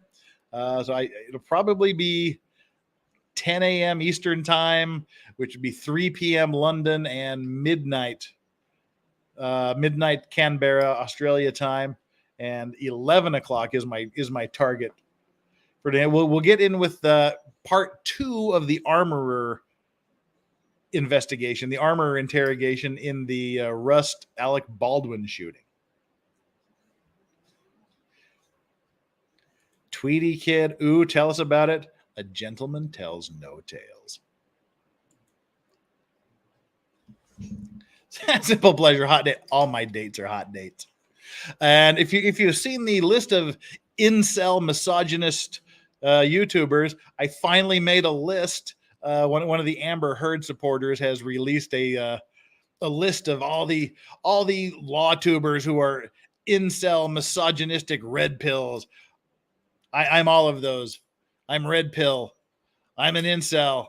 I'm a misogynist. That's why I have hot dates. If I'm an incel, God bless all you other incels out there. You're doing well. So yeah, I was just pleased that I finally made an internet list of YouTube lawyers. After only about a month of doing this, I've arrived. My star is rising. Based and unbreaded, but as Brananco says, based and unbreaded. Yes, I am based. Yes, I am unbreaded. But incel and misogynist, I certainly am not. Legal advice is, Alexia, you must know something. How do you know that? Yes, this is a Polish fisherman captain's hat, straight from the Sterkowski hat manufacturing company in Poland. This is a, let's see. I'm sure the camera won't pick it up, but it does. Made in Poland. This is the authentic Polish fisherman captain hat made by the official authentic Polish fisherman hat manufacturing company. So my question for you, Alexia, is how did you know that? I'm curious how you knew that. Spill your beans. Were you able to identify this as a Polish hat out of the gate? Congratulations to you, by the way. You win the hat recognition award for the night. Now, Brananco, this is different than a German sailor's hat. The German sailor's hat are more rigid and more, they're taller, and they tend to have the decoration around, like the whatever, the embroidery around the side. When I got this, I was debating whether I wanted to get the German captain hat or the Polish fisherman's hat, and I went to the Polish fisherman hat. Where do we go? Lexi said my grandpa had one. Okay, cool. You have a cool grandpa. Yeah, I got this last year. It's hot as fuck because it's pure wool, but it certainly keeps you warm in the winter, like the ones on Police Academy. Yeah, kind of. You're going to send Germans to invade my Polish hat. Well, you do that, and I've got me some Russians to invade tomorrow night, if you know what I mean. I need a bowler hat. There's a bowler hat would be cool. I'm looking at a couple of bowler hats that I'd be interested in, but I do have a dream hat that I want. Well, a dream hat maker. This guy, he makes the hats for Slash. The guitarist Slash. He makes a lot of Jason Momoa's hats. He makes a lot of these. He's this haberdasher in Los Angeles, but his hats start, like his custom made hats are like $2,000 to start with. So a couple of years good tax returns, and I might be able to talk to the guy. But yeah, this hat that I want, this hat from this hat maker I want is fucking awesome.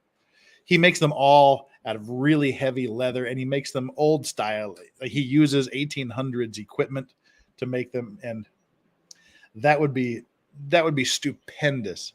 But yeah, he makes a lot of Jason Momoa's hats and things. Oh, they're so good.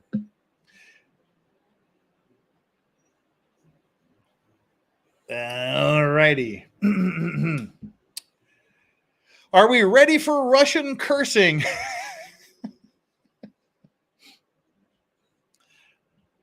Russian cursing, as I was saying, if you don't want to hear a lot of swear words for the next 15, 20 minutes, then feel free to bow out now. I appreciate that you've stuck with me this far. I appreciate it. We're up to 400 likes now, 200 more, and I doubt we're going to get 200 more likes from Russian cursing. And our subscribers are probably going to drop off, but hey, it's worth it. Tina S says, bring it on. Bring on the cursing. Vicky T says, speak Russian to me. I'm not going to be speaking Russian. But yeah, let's, as I said, like listening to my Russian friends curse, I love it. I just sit back and I'm just translate for me. And they're so good. It's poetic. Yeah, we can just say, fucking, fuckity, fuck. But it's like Shakespeare cursing in Russian. It's beautiful. And we have all of the same words in English, but we don't put them in the same order. All right, so let's bring up the Russian curses. This is from an Instagram channel that I just absolutely love, called Curse Like a Russian. And the first one meaning is fine, have it your way, dick be with you. That's just beautiful to me. Dick be with you. Let's bring this up so we can get some audio here, because it has the sound clips as well. We need to get the audio. Come on. Why do we have no audio for this? We had audio a minute ago. There we go. Хуй с тобой. Хуй с тобой. Dick be with you. Хуй с тобой. Meaning have it your way. Хуй. It's a catastrophe. This is a disaster. I love that. This is a catastrophe. Это пиздец. I love that. It's a catastrophe. See? Возьми меня море и ёбни о скалы. This is how fed up I am. See, take me and fuck me against the rocks. This is one that I've actually started using in my everyday life. See, take me and fuck me against the rocks. That's how tired I am. That's how fed up I am. That's how sick I am of this bullshit. See, take me and fuck me against the rocks.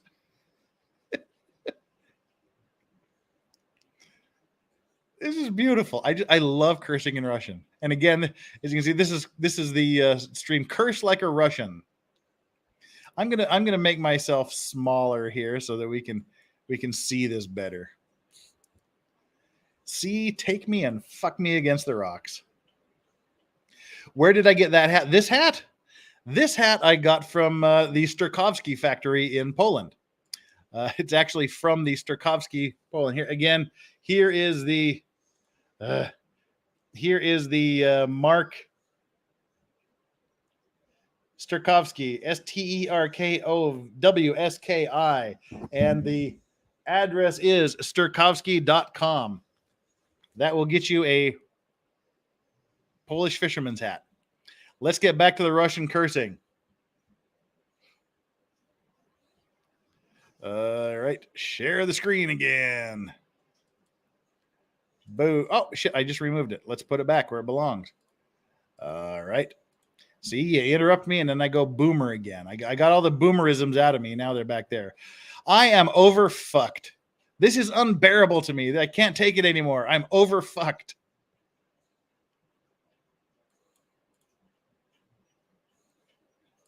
Меня заебало. I'm overfucked. Меня заебало. Ебись оно все конем. I can't take it anymore. I can't handle it anymore. Let it all be fucked by a horse. God damn it. Let it all be fucked by a horse. I can't handle this anymore. I guess you couldn't handle being fucked by a horse.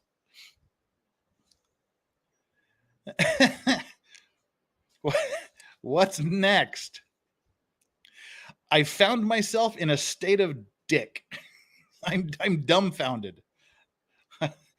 I found myself in a state of dick. В ахуе. Я в ахуе.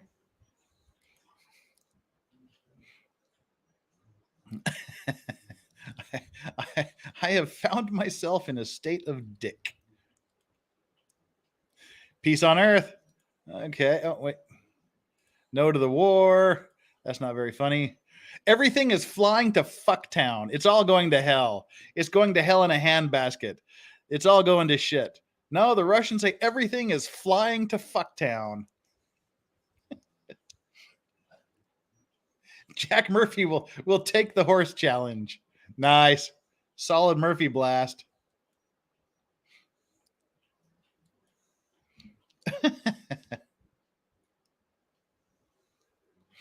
It's all going to hell. Everything is flying to fucktown. I like that one too. That's solid. Not a dick to myself. Wow, I can't believe this.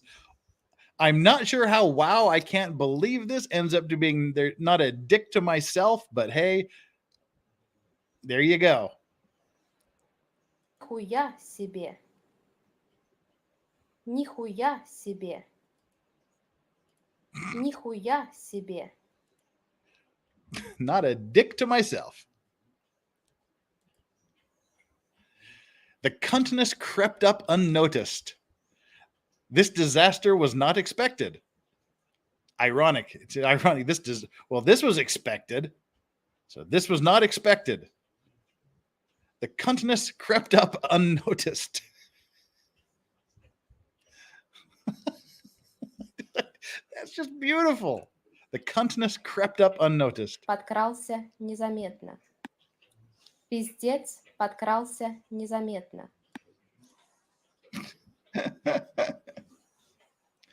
I curse like a Russian. It's on Instagram. Curse like a Russian.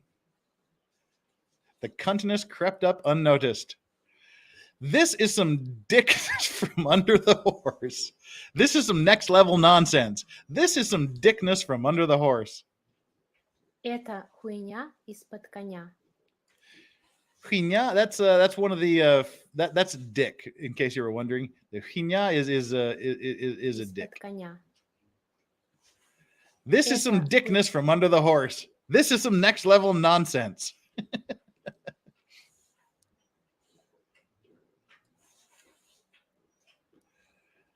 Okay, let's see here. You deserve. I don't like what you're saying. You deserve a dick on your shoulders for the things you say. I think. Wait. We got to go back to that. Let's go back to that. I assume this is sort of like the equivalent of you're a dickhead, like literally saying you're a dickhead. You deserve a dick on your shoulders for the things you say.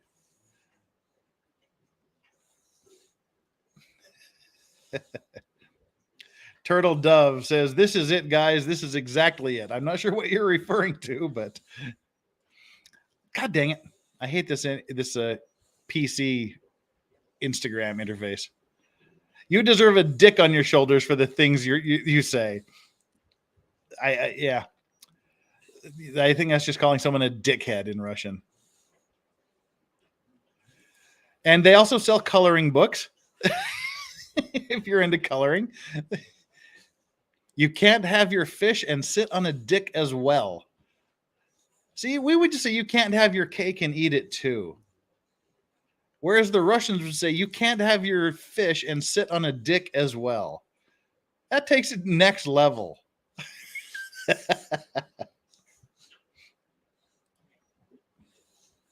Off the beach, towards the dick if you're not wearing a sun hat. If you can't follow the rules, please leave. If you can't follow the rules, please leave. Off the beach and towards the dick if you're not wearing a sun hat. Нахуй с пляжа без панамки. Нахуй с пляжа без панамки.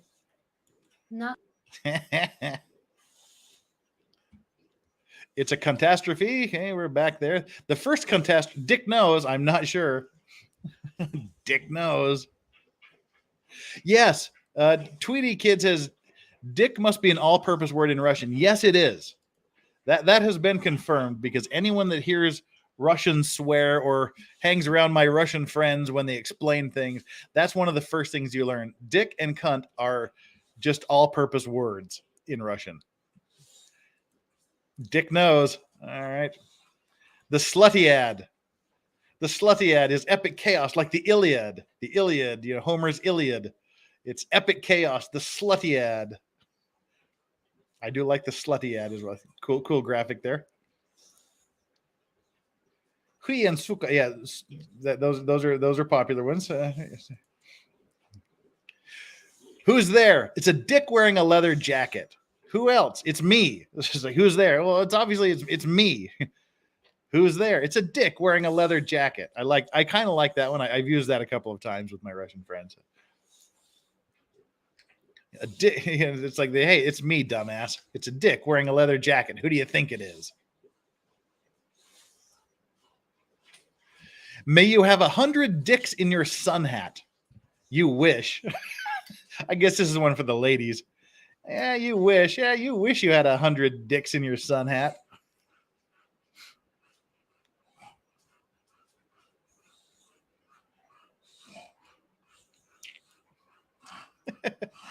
All right. There's some more from the coloring book.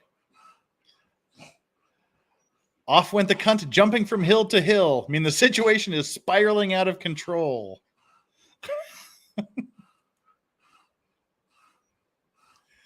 A brotherhood of cunts just means a group. It's just a group. Brotherhood of cunts. Stop kicking dicks. That's enough slacking off. That's enough being lazy. All right, we've got Doc McFuzzball. It's going to be anti-climax now with all these Russian cursey words, but I redubbed the German boat video using my best epic movie announcer voice. Sent you a DM on Twitter with the link. Well, aren't you productive, Doc McFuzzball? Appreciate that. Appreciate the super chat, and let's get back to dicks. Where'd we go? Stop kicking dicks. That's enough slacking off. Stop kicking dicks, Doc McFuzzball. And in addition to the coloring books, they make the stickers here. I don't fuck in my soul, which means I don't honestly know. This is my favorite one. A balalaika is like this big, giant, traditional Russian guitar. So even a dick is a balalaika in the right hands. So even a dick is a guitar in the right hands. So it's a praising of someone's skills. Now, Korea has a saying, because Korea is very, Asian artistic, and there's a lot of calligraphy and painting in traditional Korean culture. So they'll say that a monk, talking about a calligrapher, because that's what a lot of Buddhist monks do here. They do like calligraphy, they do these beautiful calligraphic paintings. They'll say it's a bad calligrapher is choosy about his brushes, which is saying that if you're good, you can make anything. You can paint a masterpiece with a really crappy brush. But here, this is one of my favorite Russian curses. Even a dick is a balalaika in the right hands. So you change balalaika for guitar if you want. Even a dick is a guitar in the right hands. But my Russian friends have also told me that the inverse curse is also used and is also applicable, meaning that, even if you have a perfect instrument, you can still be shitty. So even a dick is a balalaika in the right hands, mean you're praising someone, but saying even a dick in the right hands is a balalaika means they just suck at whatever they're doing. So even a guitar is a dick in the wrong hands.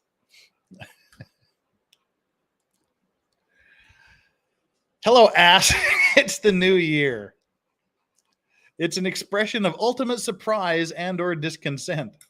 I guess that was what we would be like, a holy fuck. But hello, ass. It's the new year. I don't know how that came to be, but I like that one. You can hear my dogs breathing in the background. I don't know. Happy New Year. Okay. Off went the cunt jumping from hill to hill. We did that one. The crisis is spiraling out of control. Crap. Cunt to the steering wheel. It's over. It's a failure. This is also a great one. This is the what doesn't kill us makes us stronger, the Russian version. We're being fucked, but we're getting stronger. This is poetry. We can go full Nietzsche, what doesn't kill me makes me stronger. But this is poetry. This is Shakespeare. We're being fucked, but we're getting stronger. I like this one a lot. This is one of my faves. The balalaika one and this one, we're being fucked, but we're getting. And actually, one of my Russian friends, I was out with her on was it today's Monday? So God, this would have been Saturday night. I was out with her on Saturday night, and she actually used this one. This one I have seen used in action on Saturday night. So I can attest that this is actually used in practice in Russian conversation. We're being fucked, but we're getting stronger. Little cunties riding a balloon is just a hot mess.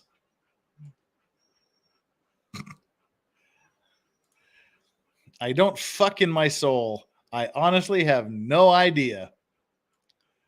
All right, we'll do a couple more of these, and we'll save some for later.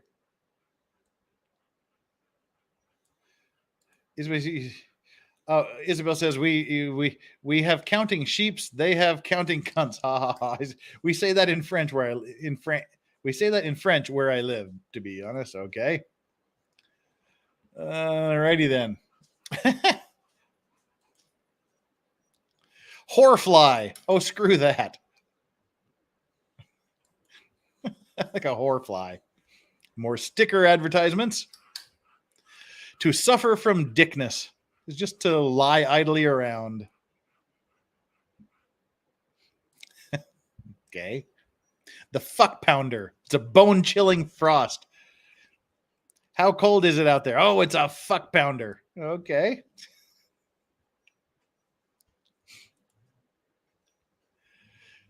To not pick up anything heavier than a dick means to be a lazy layabout. Just to be lazy, to be a layabout, to be a bum. He's so lazy, he doesn't pick up anything heavier than a dick. That's a good one. Out of the cunt skiing just means suddenly. Okay, moving right along. Indifference. The highest level of indifference is indifference. Well, Isabel Rainey says, I'm Canadian. I hate the cold, and I like that last one. See, that's what I could definitely see, like a Canadian one. Hey, it's a real fuck pounder out there, eh? I could definitely see Canadians getting behind that one. Holy cow is the power of fuck. All right, two more, and then we'll call it good for tonight. Damn it. Do not pick up anything heavier than a dick. We just did that one. Become skiing, indifference, the power of fuck. It doesn't fuck me. It's not my. I like that one. This is another good one. It's not my problem. It doesn't fuck me. It's not my problem. I like this one. This is another good one. Let's get some audio for this one. Меня не ебет. I use this one with my Russian friends all the time. I do like this one. You have to say, well, how come this happened, or why did that happen? And I would say, меня не ебет. It doesn't fuck me. I don't care. It's not my problem. And it's a whore's circus. It's a mess. It's just a whore's circus. And I said we do two. We'll do three. Why not? No, that's a sticker advertisement. Laughter to laughter, but the cunt is furry side up. This is no laughing matter. Okay. All right. That's a harsh one to end on. So we'll end on a nicer one. We already did that one. That was from the coloring book. These are the people responsible for the page. All right, moving right along. I will be a whore. I give you my word. Okay, I'm not sure how that works out. I will be a whore, but all right. There's a Polish one that translates "not my circus, not my monkeys." Yeah, I actually use that one quite a bit too, just even in English. Yeah, that's a standard one that I use when I say it's not my problem. When I'm with my Russians, I'll say it doesn't fuck me. But when I'm not with Russians, then I'll say not my circus, not my monkeys. Well, there we go, guys. We're down to 179 viewers, so that turned off 20 people. Congratulations for those of you that left and ran away. We actually got one subscriber out of that. Whoever just subscribed like 2 seconds ago, you are awesome. You are the shit. So, wow, let's I think we've sufficiently tested the YouTube not giving a shit what happens after the 2-hour mark. Yeah, maybe we'll do more next week when we when we do more shipping videos. There's still a few more to go on that page. But yeah, I'm sorry for inflicting this upon you, but I love Russian curses, and the Instagram page is Curse Like a Russian, all one word. The Russians just take cursing to a next level, to an art form, to poetry. We wish we could curse like that in English. Yeah. Good morning, Vicky T. She says it's a great way to wake up. Yep. All right. Well, shoot. There we are. We've gotten 2 more subscriptions. Wow. Maybe there's people that just dropped in and are like, holy crap, what the fuck is going on here? For those of you that have just joined and don't know what the hell we're doing, if like the last 20-25 minutes has been bewildering to you, we started out watching ship collision reaction videos. And there was one particular one where 2 Russian ships hit each other, and I was commenting on the lack of swearing going on. And that sort of got me thinking about this. And then there was a massive call for Russian cursing at the end of the stream. So we waited for the legendary reported 2-hour YouTube doesn't give a shit what happens after 2 hours of live streaming. We put that to the test with Russian cursing. That's we're just having fun over here. All right. Well, it is now 12:50 a.m. I've done this for 49 minutes. Oh, we got a a visit from the dog. Let's move out of the way. Can we get to? Oh, that's Dargy there. That's Strawberry. Hey, Dargy. Hey, Dargy. This is Dargy, one of my dogs. Hey, come here, bud. Come here, babe. Aw, hey there. They're like, hey, you haven't paid attention to us for 3 hours. Yoda is my other English bulldog. Yoda's probably asleep on the sofa. Yeah. So next week we will be doing the there's no way to segue back into normal polite conversation after that. Yeah, I do. I have two English bulldogs. This is Strawberry, and Yoda is her brother, and he's on the sofa in the living room, probably sleeping. I took them to work today, and so they hung out in the office and didn't get a nap, and then I had to take them to the vet. So they got some vaccinations, so they're kind of sad and tired and under the weather. So they're cool. Next week we will be doing the case. We'll be breaking down and reviewing the case of a ship crashing into a bridge in Florida in the mid-1970s, I believe it was.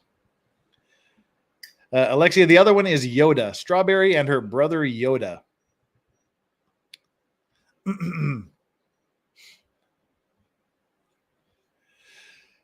So we'll do that, and then we'll keep doing some other things later on. Tomorrow we'll be starting at around 10 p.m.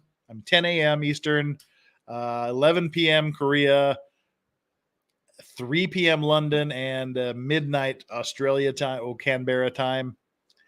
And we will be doing the next interrogation of the armorer in the Alec Baldwin shooting case.